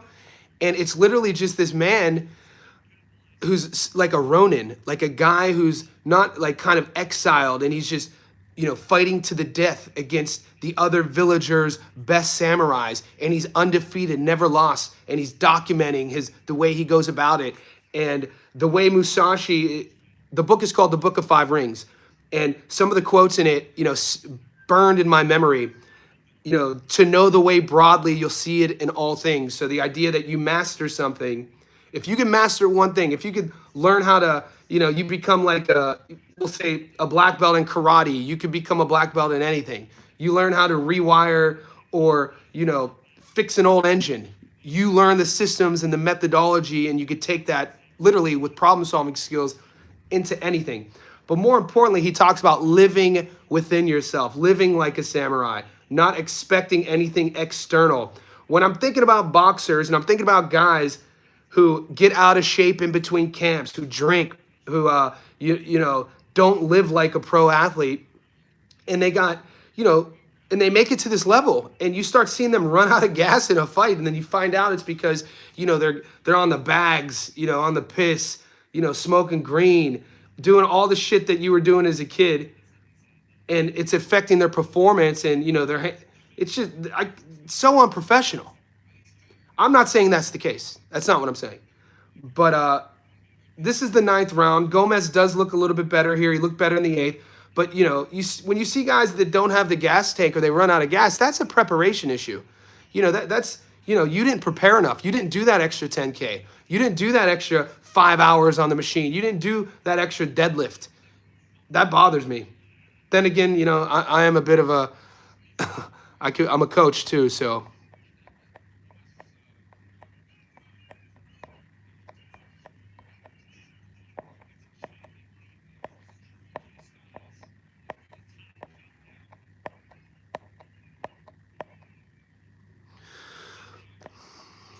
David, the amateurs and the pros are a different animal. Yeah, so the Book of Five Rings is the book. Deontay Humane. Also, I see what you're doing, Ara. I get the reference now. Gomez is coming on, dude. He had a second win. The second win came in the 8th. He's having a better round than 9th. But Ara picked the draw, and he picked the upset. So he's expecting a sort of Deontay Wilder, Luis Ortiz-esque finish. Took me a while to see where you're getting at with that. 15 seconds left in the 9th. Yeah, Gomez looks way better now. Ooh, nice combo. Both of those land. That's a nice left hand. Yeah, Gomez keeps his mouth open. He's breathing out of his mouth. Yeah, he's won the last 2 rounds. I do not like the way Gomez showcases his backhand, though. It's pretty... he doesn't, you're his coach, hide it behind your jab. Feint, hide it, lean in step, then fire. He's just big eye, deer in the headlights, then throws it. When you level up, those are the mistakes that you make that get you caught. You can't just come in naked with power punches. You can't just be on your front foot with your chin high, breathing out your mouth, not hiding your hook behind a jab. At the highest level, you're going to get caught with that. Somebody's going to make you pay. But, dude, this is prize fighting. There's nothing better in the world. We got 1 round left. What, guys, you got some live odds working? Could somebody check the live odds? This is the last round. You'd have to think that Humane, Gomez is up big. A knockdown would help Humane. And he's fighting aggressively. Yeah, Gomez definitely had a second win, mate. He's moving, he's on his toes. Hands are down, though, breathing out of his mouth. He's real long, though. That's a nice jab. That's nice work there.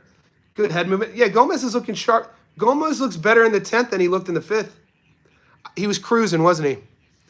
He was cruising. He was What do you guys feel about taking rounds off?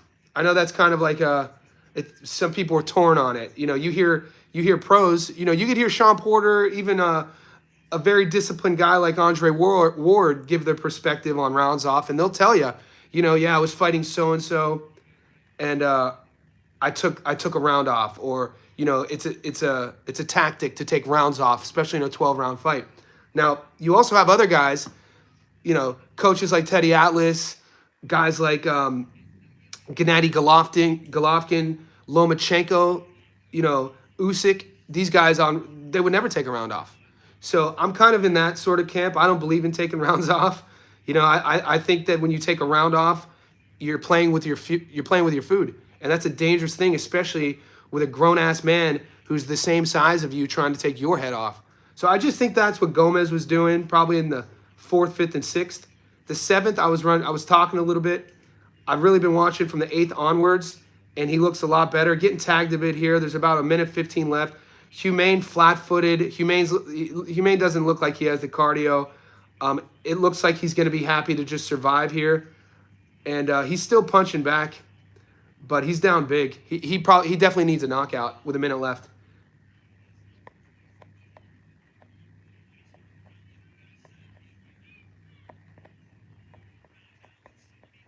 Thanks for giving the live odds. 110. DK no live bets. Very strange. Gomez in the bag. Do you watch Hatman? Is that a move? I don't know, Hatman. Guys, if you're new to the channel, yeah, this is live. If you're new to the channel, man, and this is nothing against I've never watched content creators. So if you think Hatman is someone worth watching, I'll do it for you, and then I'll make an assessment. But I watch all the fights. I trained my whole life, started fighting when I was 7. I do all the film study, but I don't watch content creators. So if he's good, tell me and I'll watch him. I'm not saying he never took a round off Loma. I'm saying when hearing him speak and his father speak about the philosophy of taking rounds off. Loma got flogged as a slow starter. See, that's different though. Okay. See, slow starting isn't taking a round off. See, I'm talking about mid-fight to save your gas tank. Starting slow to compute data, to register movements and feints, a la the second half of Floyd Mayweather's career. Lomachenko isn't Tank Davis, perfect example, isn't taking. That's not what I mean by taking rounds off. I mean guys who will openly admit, a 12-round fight, 10-round fight. I need to, make sure I have a lot, energy left in the tank later. So I'm going to just, do as minimal work as possible in the maybe 4th or 5th to ensure that to take place. That's what I mean by taking a round off. 6-4 Gomez. I could see that as a fair score. How'd you guys score this? Hatman Strikes Back is like the godfather of boxing news and fight breakdowns. Highly recommended. All right, I'll check him out. Gaz Here's some.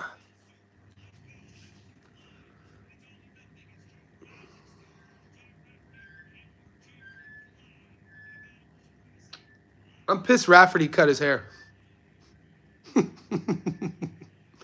You think, you want that draw so bad. Alex wants that draw.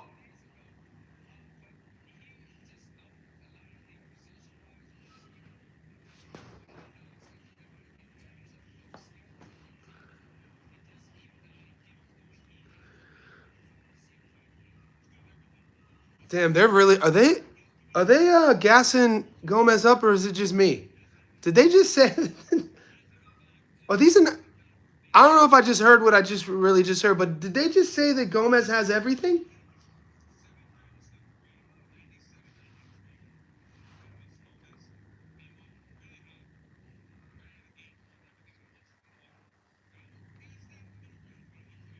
Okay, I saw that. I'll take that win. Yeah. Randall Light. This is a tournament style, boys. We got to win and move on.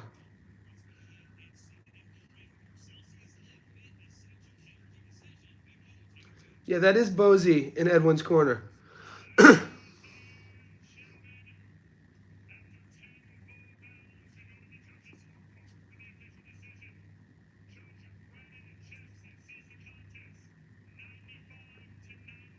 Oh my God.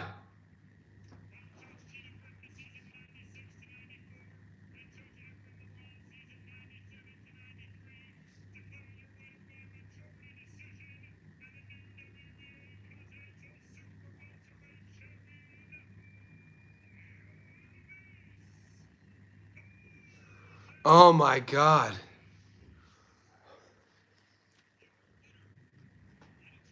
Somebody scored a 95-95. Oh my. I gotta be honest, I didn't watch the first 5 rounds though. I was with you boys. I watched round 1, and then I was off on tangents until I started seeing it get close. So maybe was 95-95 a fair call?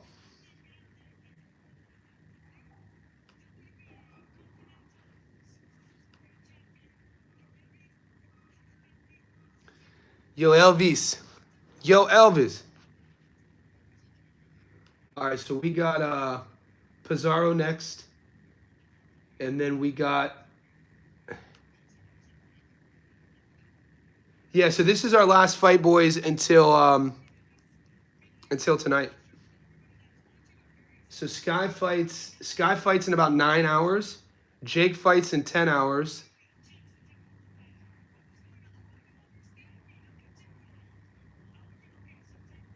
Jack fights tomorrow. All right, so we got one more fight. I'm going to keep it on. I need a one-judge drunk to score it. What's up, MMA Better? Yeah, this is a question. Man, I don't know if it's my fault. I've covered this ad nauseum, MMA Better. I got Sky to stop her. I took Sky at 225. The odds crashed to 140. I got insider information. I've said it at nauseum. Join our Discord, MMA Better. You would have got that. You would have got it on Wednesday night. But yeah, join the Discord, boys, if you're not in there. The link is pinned in the comments. It's only a couple bucks a month. You get all the parlays. The community's awesome. We probably got fights going on right now in the Discord. So right now in our Discord, we got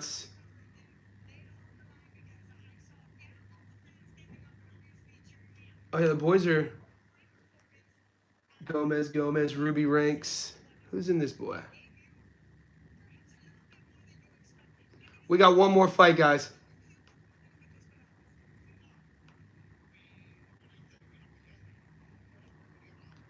MMA bet slips.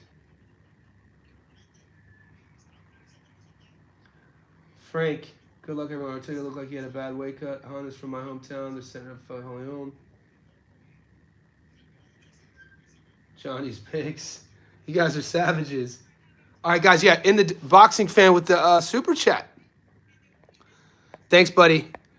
Super chats, much appreciated. Appreciate your time calling the fight. Appreciate you supporting me. The Jamal Harvey fight. Sky on points. Thanks, big dog. Enjoy the rest of your weekend too, man. The Jamal Harvey fight.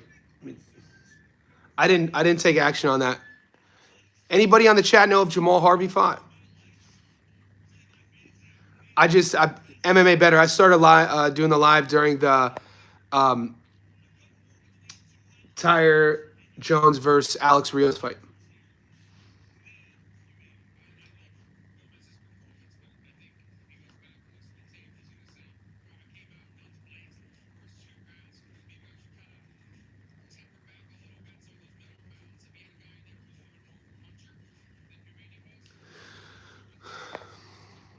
Yeah, go eat dinner.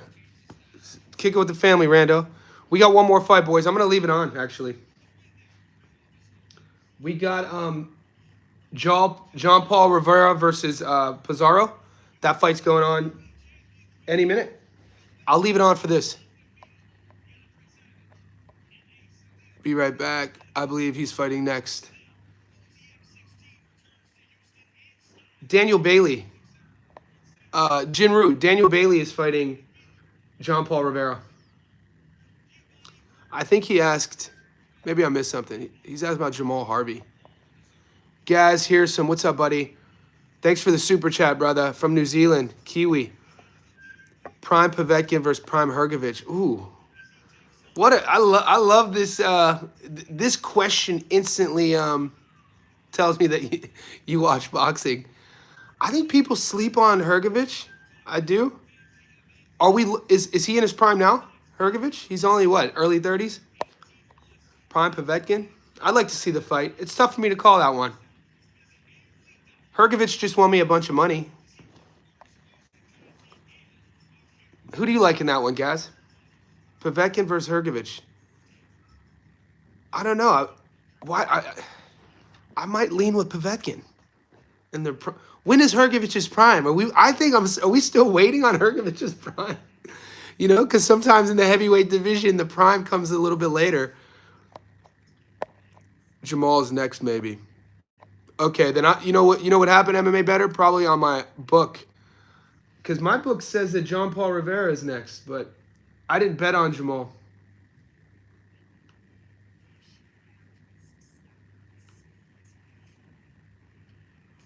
Yeah, I'm not seeing it.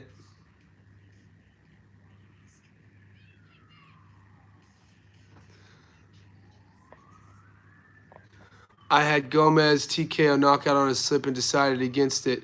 Yeah, I had Gomez on the money line. Good call, Sam. I wasn't so lucky. You boys took the stoppage. MMA Better. Is it on this MVP card? How come I'm not seeing this fight? Okay. All right. No, Marksman fights tomorrow.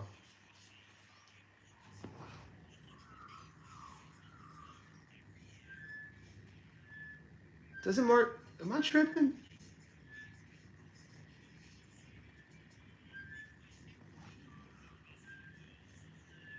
What book are you guys using? MMA Better. What book are you using?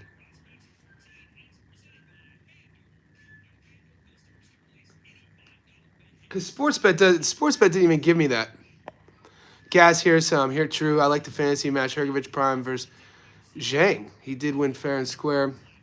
I take Bob split decision war. I'd like to see it too. Okay, so MMA Better. I'm gonna float over there real quick then. Bet 365.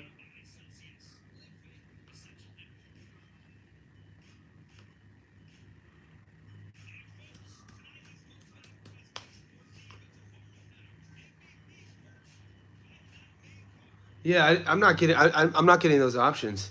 I didn't even see that fight featured on Bet 365. I just see John Paul Rivera, Sky Nicholson, Jake Senior.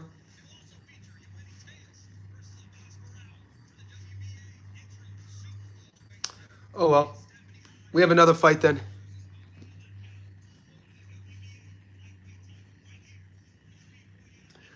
Lucas Body, guys. Chris Avila keeps finding his way on these cards. This is I'm not I don't talk shit about fighters, but god damn it. Remember one of the worst boxing matches I've ever seen in my life. Because Chris Avila is part of the Scrap Pack. You know, he's with, you know, Nick Diaz, Gilbert, you know, Jake. And he tried his hands at MMA. He does all of it, but his boxing style, mate. Will I cover Paul versus Tank? Hell no. No way, dude. I don't cover exhibition fights. So yeah, I'm not gonna cover it at all. Harvey versus Del Aguilar. There's 3 fights remaining. What I got from your comment was Loma stopped people in 6 rounds, so that means he doesn't take rounds off. I missed your point because the topic was so-so fighters taking rounds off. Huh.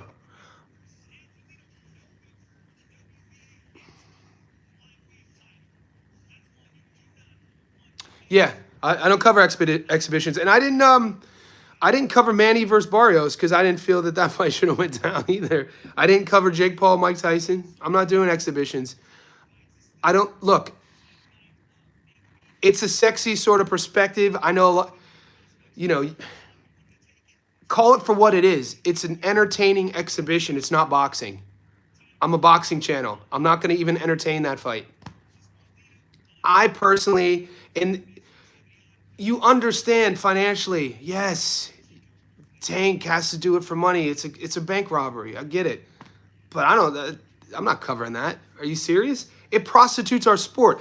Don't even call it boxing, because when you call it boxing, Jake Paul, you are convoluting our sport, and you know what I'm saying? So it's like, it's prostituting the sport itself. I don't like that. I don't like that at all. That bothers me. Tank Davis has never fought a world champion within his division either. That's another thing that bothers me. You know, I'm an old head. I want to see unification fights. He's acting like him and Roach don't have unfinished business. You know what I'm saying? That's not even my point, though. The point is, At 135, you're the face of boxing. You've never fought a current world champion in your division. What are you talking about? Then again, I grew up watching like Duran and Leonard. I grew up watching Hagler. I grew up watching, the Arturo Gotti's and Mickey Ward's, Chico Corrales fighting everybody, Luis Castillo. The list goes on and on. When my favorite fighter as a kid is a guy like Chico Corrales, and now in this era, I'm dealing with a guy like Tank Davis. I'm like, dude, get out of here, mate. What are you doing? Get out of here. Take your money and run. I'm not going to cover you on, like, it's weird. He's a weirdo too. Like, Tank Davis is a creepy dude. Like, he's a weirdo. I wouldn't leave him in a room with my nieces, or like he's just an odd dude, man. And we all have our story. Everybody comes from somewhere. We all have trauma, but that dude is I don't even want to get into it. His decision making in stressful scenarios haven't always been the best, and I just think he's an odd guy. So I'm not a fan. But you'll call me a hater. You could call me a hater if you want. I'm not a hater. I always watch him box. When he boxes, I tune in. Super talented, speed, world class. Never challenged himself though, and that's fine. It's okay. It's all good. But don't call it boxing. It's an exhibition. That's what it is. For the sake of Jake Paul, having street cred, bro. Like, what are you doing, dude? Look at the Family Girls. Even when he fights, Tank gets distracted.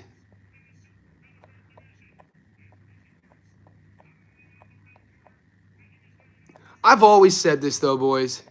Like, this isn't something that it's not anything new. The longer you're on my channel, like, this is who I am. Like, if you hang out with me in real life, if you've known me since we were kids, this is just, there's you got to stand for something. Boxing has been in my life since I was a kid. You know what I mean? Since I was a little boy. The idea that we could just prostitute our sport out when people die. We just saw this happen. People die all the time in the ring.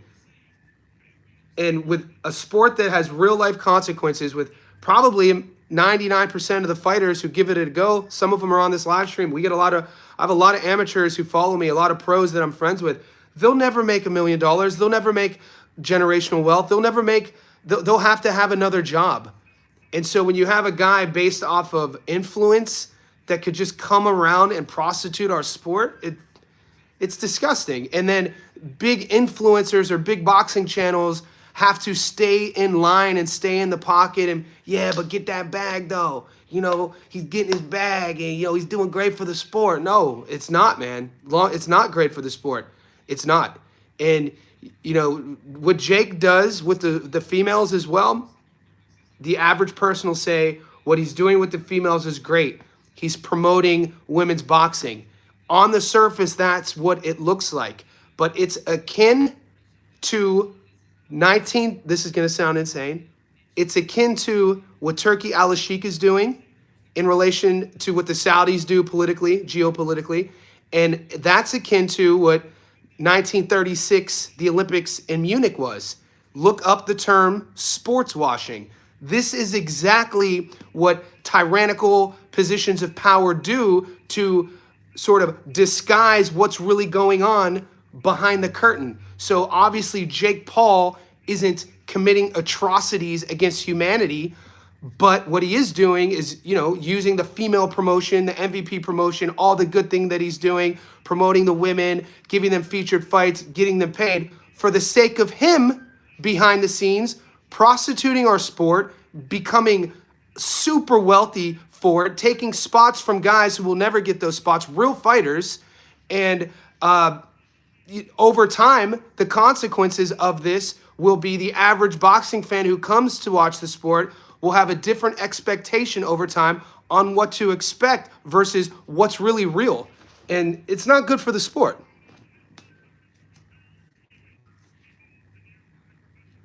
The worst part about it is he grew like he's a Northeast Ohio guy, and I'm a loyalist by fault. He grew up like 40 minutes from me. So usually I support anybody who comes from where I'm from to a fault. And I used to support, but it's tough to support him now. You know, the last few years, and just how he go, the disrespect too. I do, man. There's the disrespect, dude. And you know, he's selling a fight. It's like, go sell your. You know, what did he become famous? Influence becoming famous for what? Pranking people online, being on the Disney Channel, having the million for what though? It's a tough one for me. Like for Paulie Spadafora, for instance, the Pittsburgh Kid, one of my all-time favorite southpaws. In the realm of southpaws, my GOAT ever will always be Pernell Whitaker. But you know, I put Sweet Pea here, and then right below Sweet Pea, man, I put Paulie Spadafora, dude. Retired 49-1. Never got a big fight. You know, bit of a madman outside the ring. You know, he did shoot his fiance in Pittsburgh. Oh my God, he's a lunatic. But he never got, you know, never was promoted. Never, you know, I mean, I hope, I follow his YouTube. You know, you could tell he carries that with him.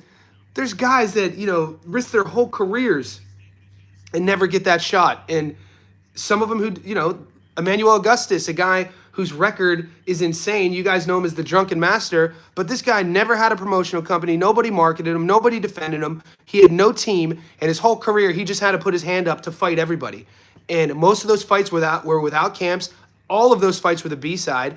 At least you could go down his box rec. At least 10 losses you could find that were clear one-sided victories for him. But because he was the B-side in a very corrupt political sport on that end, you know, his record is what it is. So you have, dude, the sport is filled with these guys, and you got this guy, a YouTuber, Disney Channel kid, who's prostituting our sport. It's horrible.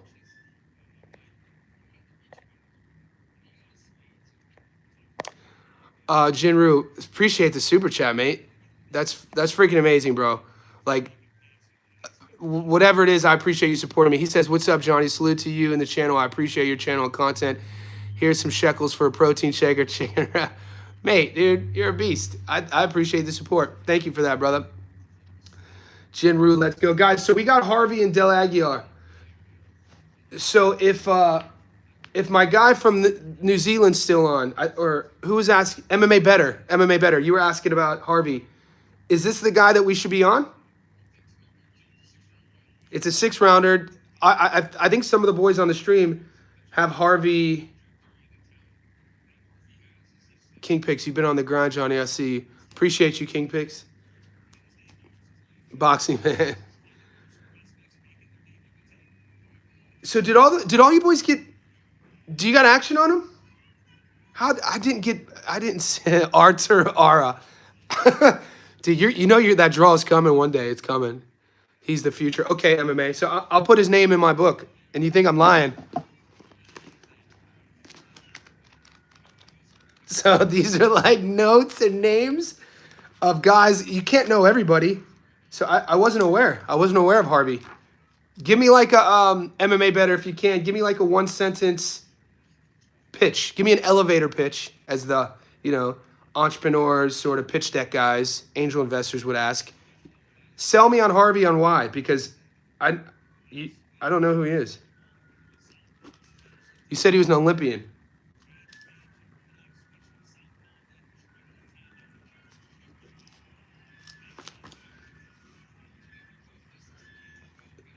His reflexes, mate. His reflexes look great.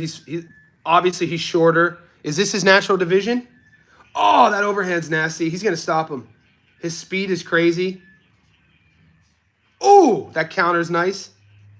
His vision is good. His punch selection. He's aggressive. All right. Yeah, this fight's gonna get stopped. Is this how Harvey fights? Like what we're seeing here, is this what to expect? This really fast, twitchy, aggressive, athletic guy who's on his front foot with good vision? Because I like the eyes. You know, you could take all the optics look good, the physicality, the athleticism. The thing that jumps out of that round for me is his vision. Yeah, okay. Okay, I get excited when I learn about new prospects. Jamal Harvey. Damn, dude, you just bummed me out, by the way. I think people forget how fun AB was when he was coming up. Jesus. Talk about the skill set he had. When AB, young AB coming up, cooking, all the skills he had, you had the charisma, dude. Come on, man. That's why our sport's so brutal. Cause fans, fans will use all that against you when you get old, and you obviously you don't have the right people around you. Art, it's over. First round. Yeah, he didn't want any. He didn't want any more of that. So is Jamal Harvey getting compared to AB, or is that the chat's comparison?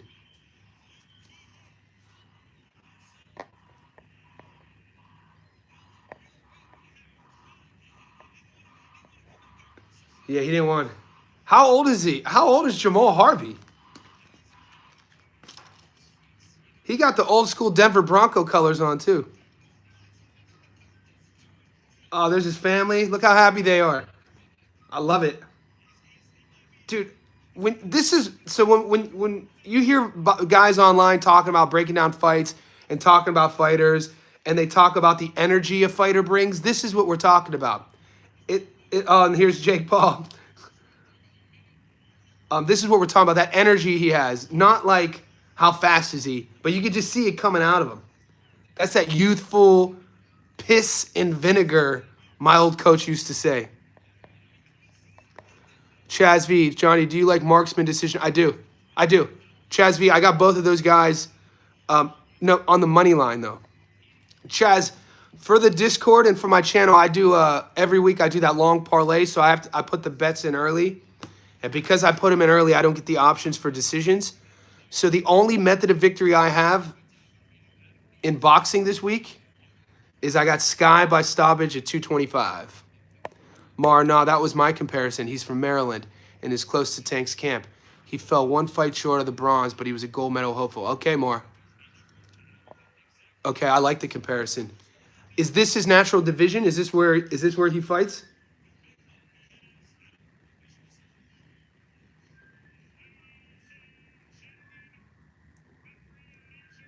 Man, he's a fun prospect, man. Thanks for putting me on, MMA Better. What is he? How old is he?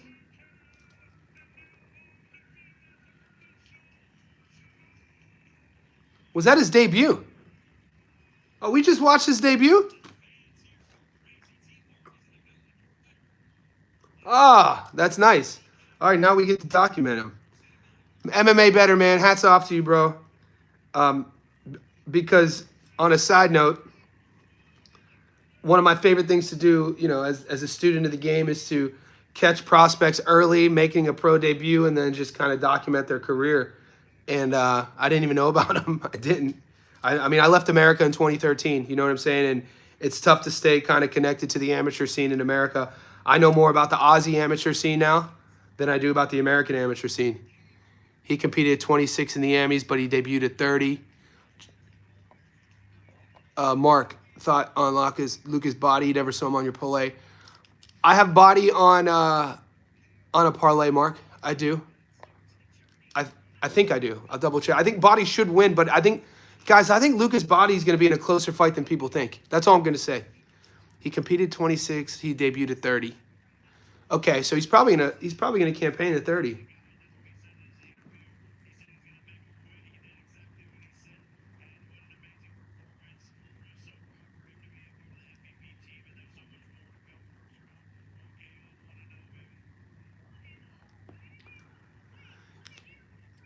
Yeah, it's another thing about your boy in the ring, Jake Paul, is it's not a shocking thing to suggest, and you don't have to be too brilliant to see that his lack of authenticity, his lack of willingness to be vulnerable, his lack of showing other people their skills, their strengths, the ability to say anything authentically positive about anybody, that's who he is. You can see it. That's who he is, and this is why his, I think who wrote the book Napoleon Hill. Napoleon Hill wrote a very famous book, a business book, and one of the quotes in Napoleon Hill's business book was about, in order to create waves in anything is to be polarizing. So being polarizing, you see, shrunk down, clickbaity. Be clickbaity, right? And, you know, what that does do is, you know, it gets you in this modern world, it gets you views, it gets you followers, being polarizing because you draw a line in the sand. You're on one side and you fight against another side. What the downside in that, though, is that you lose who you really are over time. The more you act a certain way. And that sort of, I don't know, man. But people like the lack of authenticity, even in that moment. It's just like, yeah, okay, I'm glad. Yeah, he's not my type of guy. Keep an eye on Marcus Luther, Sam Ellis Bay, and Joseph Emangoya, some of the top American. Marv, funny you say that. I'm just going against what I said then about. I did a feature on Marcus and his brother, the Luthers. There's a couple. William. So William Luther is a nice amateur too. I think it's Marcus's brother. I did a feature on them like 3 years ago because of the story I did on Joseph Brown. So Joseph Brown, he's been on my channel before. He's 18. I'm friends with his dad. He put me on to Marcus and William Luther. Salim Ellis Bey, I just saw him. He's out of Philly. He's a Philly guy. I follow him as well. So I guess I do know a little bit about the AMI scene. We don't have to blame Jake Paul who he is, but to Davis, nah, man. Controversy creates cash. Eric Bischoff, WCW reference, man. People sleep on WCW, man. I was a WCW type of guy back in the day. Especially like the OG Sting days, dude, or Flying Brian. And then Flying Brian, it was his real, you know, he came to the WWF under the name Brian Pillman. He played in the NFL for the Bengals. But when he was in the WCW, he was Flying Brian, one of my favorite wrestlers. You know, rest in peace. He, you know, mental health, passed away super young in his early 30s. WCW was like the anti. I mean, I watched the WWF in the early 90s when I was a boy. Like Marty Jannetty, Shawn Michaels, Bret the Hitman Hart, Jimmy Superfly Snuka. Who else were some? Brutus the Barber Beefcake. I'll never forget. Brutus the Barber Beefcake had his little segment called The Barbershop, and him and his best mates were like the Rockers, Marty Jannetty and Shawn Michaels. And to this day, it was the first time. I think I was 8 years old. I think it was 1990, and I used to have to hide. I used to have to hide everything, boys. This I used to have to hide it from my dad because my dad was an American football player. You know, came from Czechoslovakia. His family fled the war, fled communism. And I wasn't allowed to watch cartoons. I wasn't allowed to watch, like, any fantasy. There was no way I was watching, like, sci-fi. And he caught me once watching the WWF. He's like, Johnny, you watching this pussy shit? He was like, it's fake. And I was like, what are you talking about, dude? These are my guys. I mean, it's fake. So anyway, wrestling would be on at, like, 10 a.m. on Saturday. It was this channel called USA, the Cartoon Express. And I'd have to watch it there. And this was the first time in my life I was as an 8-year-old that I learned about getting backstabbed. I didn't know that your best friend could like stab you in the back as an 8-year-old until WWF, the barbershop, when Marty Jannetty broke a chair over Shawn Michaels' head when they were the Rockers and broke the Rockers up, boy. That was tough to get over as an 8-year-old. Johnny, who do you got, Iowa State or K-State? Diego, I got Diego. I got my I think I'm starting. Join the Discord, Diego. I'll tell you because the boys in the Discord. I guess we're gonna start an American football thread because I bet on football. I'll have to look at my picks. Ravishing Rick Rude might have had the most insane character ever. Ravishing Rick Rude. If you don't know who that is, go pull his highlights up, what he would do. He'd wear those tight, skinny, tighty whities with the lips on the back. He will take your girl. Mr. Steal Your Girl. The OG Mr. Steal Your Girl. Actually, Magnum P.I. was the OG Mr. Steal Your Girl. And then I think after Magnum P.I., probably Ravishing Rick Rude or Ric Flair. I think OG Ric Flair was a bit more than Ravishing Rick Rude, considering his legacy. But Rick Rude was a savage. Hacksaw Jim Duggan.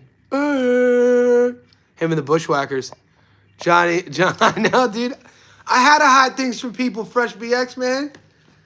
You know what that shows you though is I don't really listen to authority. It's why I've never. I remember I had a 9 to 5. I worked in an office for I think a year, and I think I was 30, and I first moved to Australia. I'm working in an office for a year, and I'm like hell to the no. Never. I can't. There's no way I could be micromanaged. I was like, I'm gonna make something work. I'm gonna build a life to where I'm just gonna roll the dice on my skills. I'm gonna upskill. I'm gonna focus things I'm passionate about. I'm gonna focus on my strengths. I'm gonna focus on the things I love to do, and I'm just gonna roll the dice on gambling on me than sitting in this office being told what to do, being miserable. So yeah, I think that me hiding things as a kid is all connected. Razor Ramon. Dude, Tito Santana. What you know about Tito Santana? See, you guys bringing up all these old wrestlers. Now my memories reminded me. Tito Santana. Tito was my guy, dude.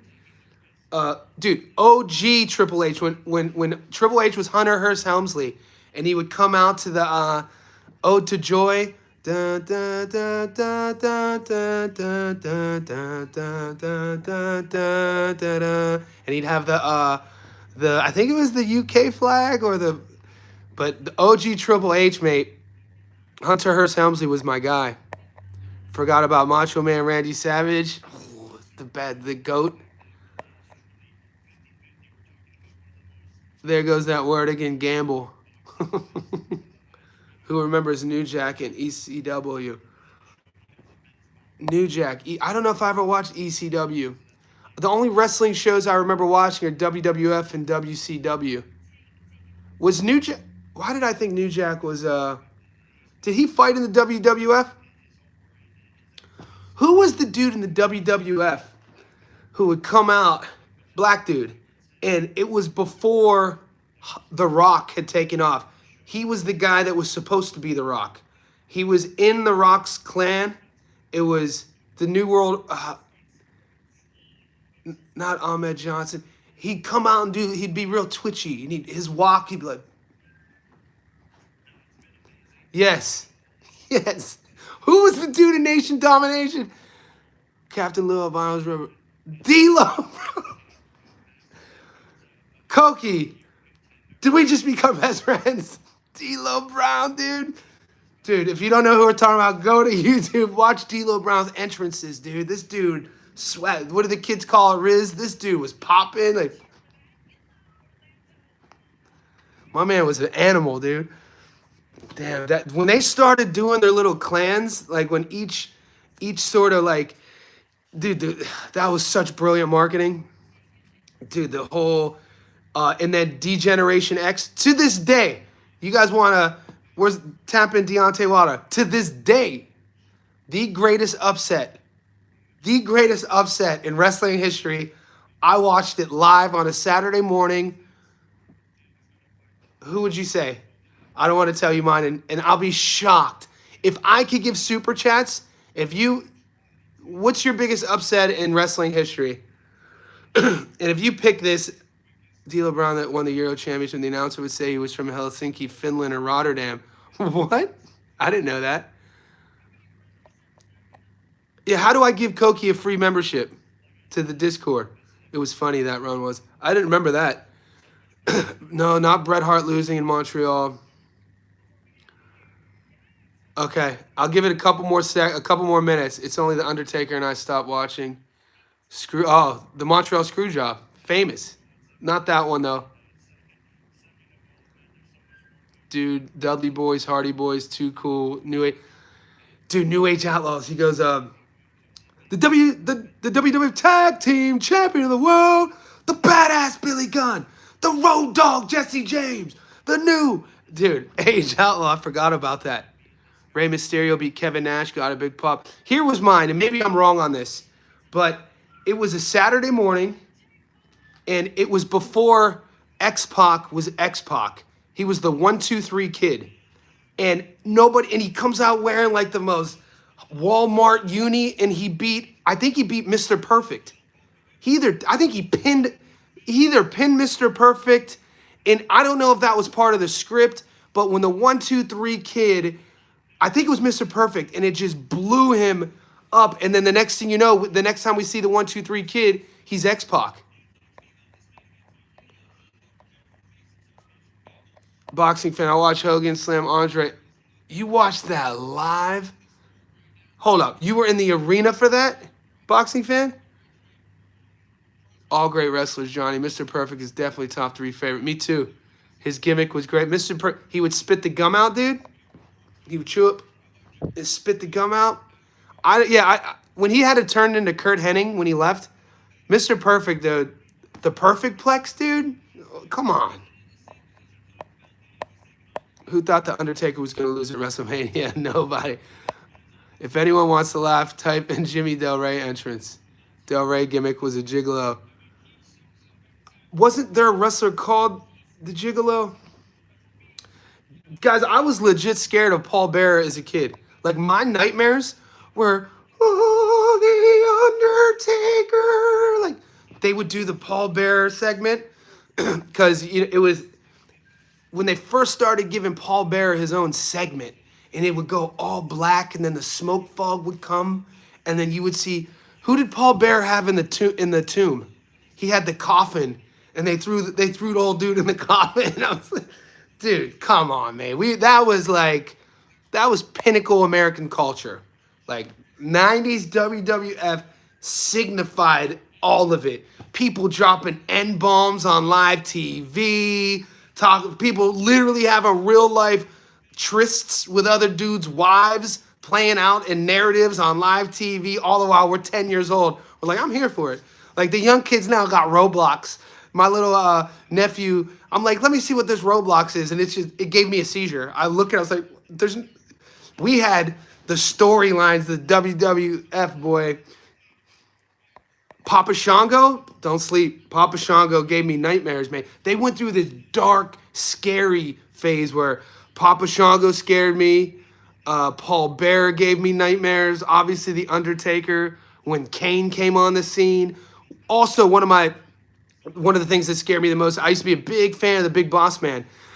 And the Big Boss Man just got done, like, taking belt to ass to some sort of, like, jobber. Some like the Brooklyn Brawler or something. And then all of a sudden, you see this dude, and he's doing his thing. You see this dude come out from under the ring in an orange jumpsuit. His name was Nails. And he comes out and just beats the living piss out of the Big Boss Man. Takes his billy club, handcuffs him to the ring. Watch that one live. That was insane.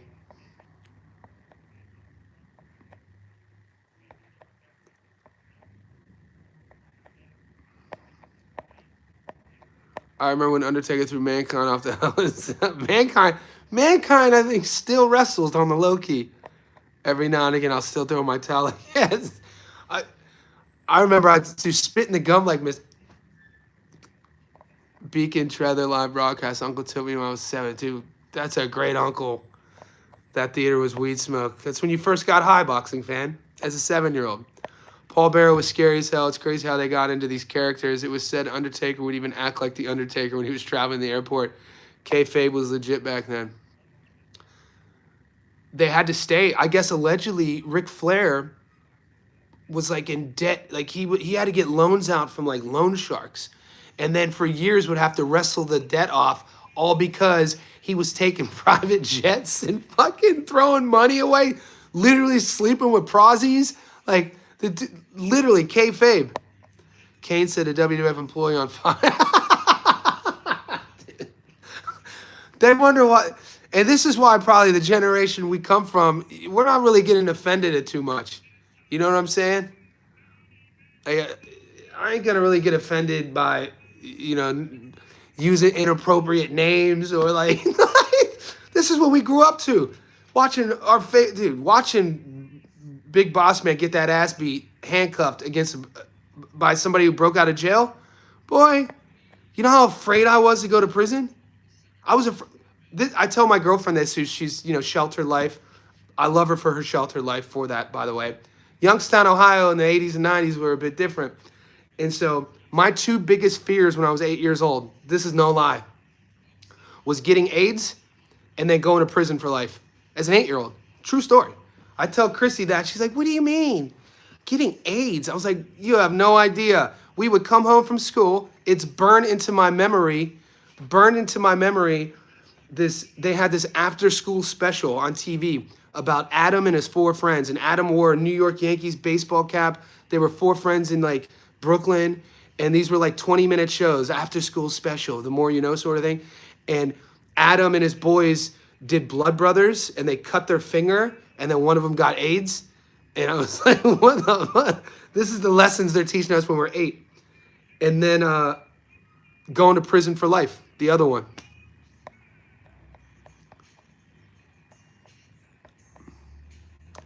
Yokozuna, the Road Warriors, and Jimmy Snuka. Oh, Jimmy Superfly Snuka, the OG. I think Jimmy Snuka, didn't he murk his wife? I think Jimmy Snuka, I think he might have murked his wife or threw like a prostitute off a balcony or something. Something wild. Something kind of similar to like Carlos Monzon.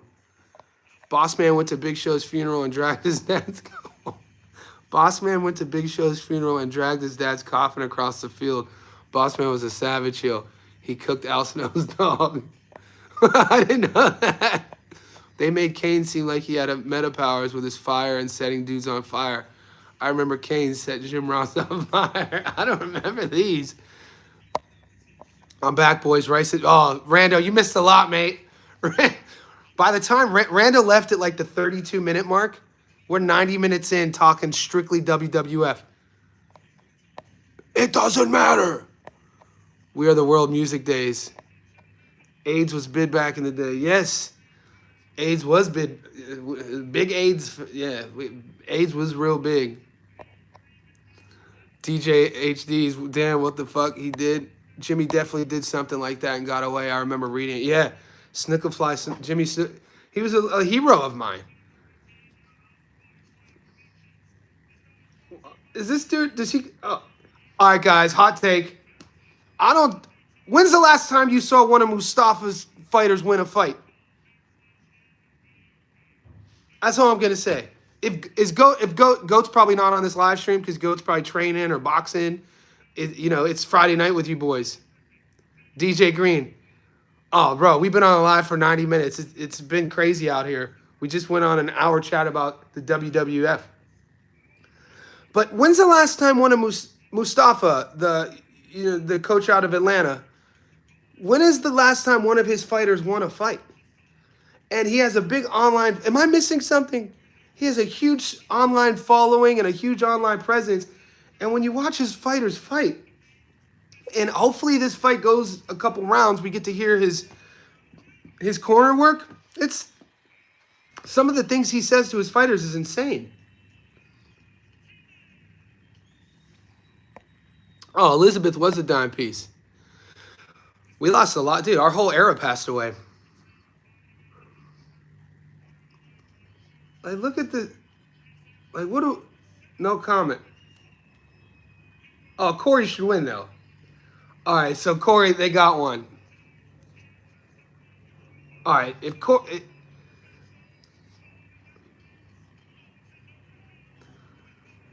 my man reminds me of his swag, a little bit of a mix of like Boots and Tony Harrison. Just the swag. Now, I'm not saying optic, like what his face looks like, but you put together like the shimmy, the glasses, I see like a mix of Tony and a mix of Boots. If you put Tony and Boots together, you got my man Corey. I ain't mad at it either. Bro, WF was my shit for some reason. When I started to lose my teeth, it would be on a Wednesday watching SmackDown. The Rock, Stone Cold, Triple H. Yeah, you missed all of it, mate. We was on it. We talked about it. Tank went to him immediately after Roach. Okay, that's probably why he's... Okay, that's probably why I heard of him then. But we were live streaming over the last 6 weeks. A lot of these, domestic level American fight cards. The one in Atlanta. I think on one card, Mustafa had, I think, 3 guys on the card, and they all lost. I know Mustafa, some of his guys came from Georgia to the Bronx for sparring. He's more of a guy that mentor, right? He's more of a guy that gets kids off the streets and tries to get, nice. Okay.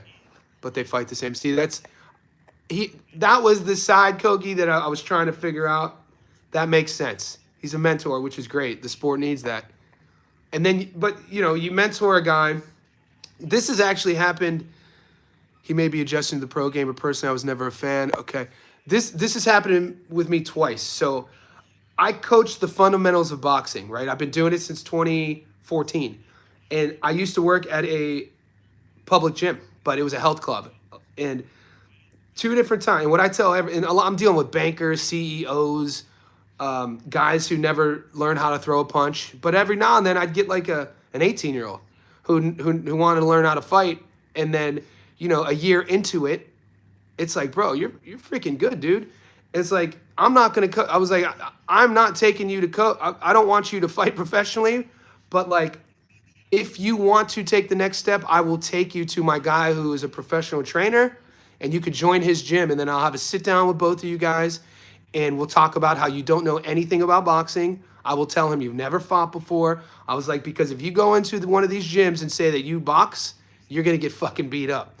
So my point is, what I'm seeing with Mustafa is that I think it does make sense now, hearing that he's a mentor.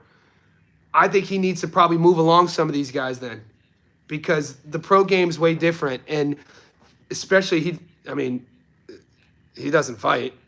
So having somebody, I don't know his camp. I'm boxing fan, the $2. My God, we got the real, I got the realest chat. You guys are the beasts. Thank you, brother. Watching Shane beat Margarito when he was a 3 or 4 to 1 dog was magical. Knocked the grease off this dude. One of the best locker room moments that I can remember. And guys, that was coming off of the Cotto fight. But Shane, the camp knew, man. That's good on Shane's camp. That's good communication, seeing what took place. Do you remember Cotto looking at his trainer after the 3rd round? And Cotto gives him that look like, you know, I don't know what he's hitting me with. It reminded me of Louis Cresto versus Billy Conley. Wasn't Irish Billy Conley 1980 when Panama Lewis was the trainer, and Crespo, I think Panama Lewis got banned. Crespo might have went to prison. Billy took his own life a year later. Same sort of thing happened. Yeah, Panama Lewis is an insane story if you don't know what I'm talking about. And then the Aaron Pryor incident with the water bottle. Give me the water bottle. No, not that one. The other one that I brought. It's literally on video. And then Aaron drinks out of it and goes out in the 11th round and just has this exceptional performance.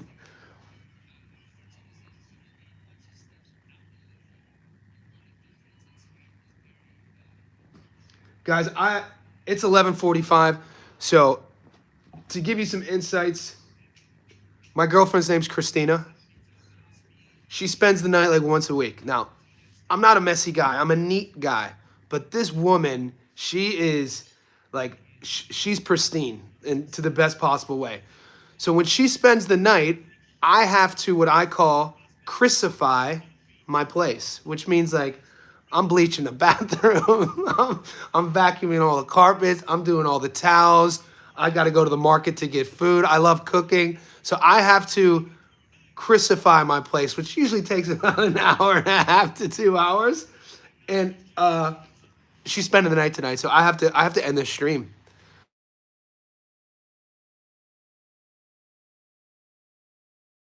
I gotta run. She's literally, we're so connected, her and I. I love that girl to death.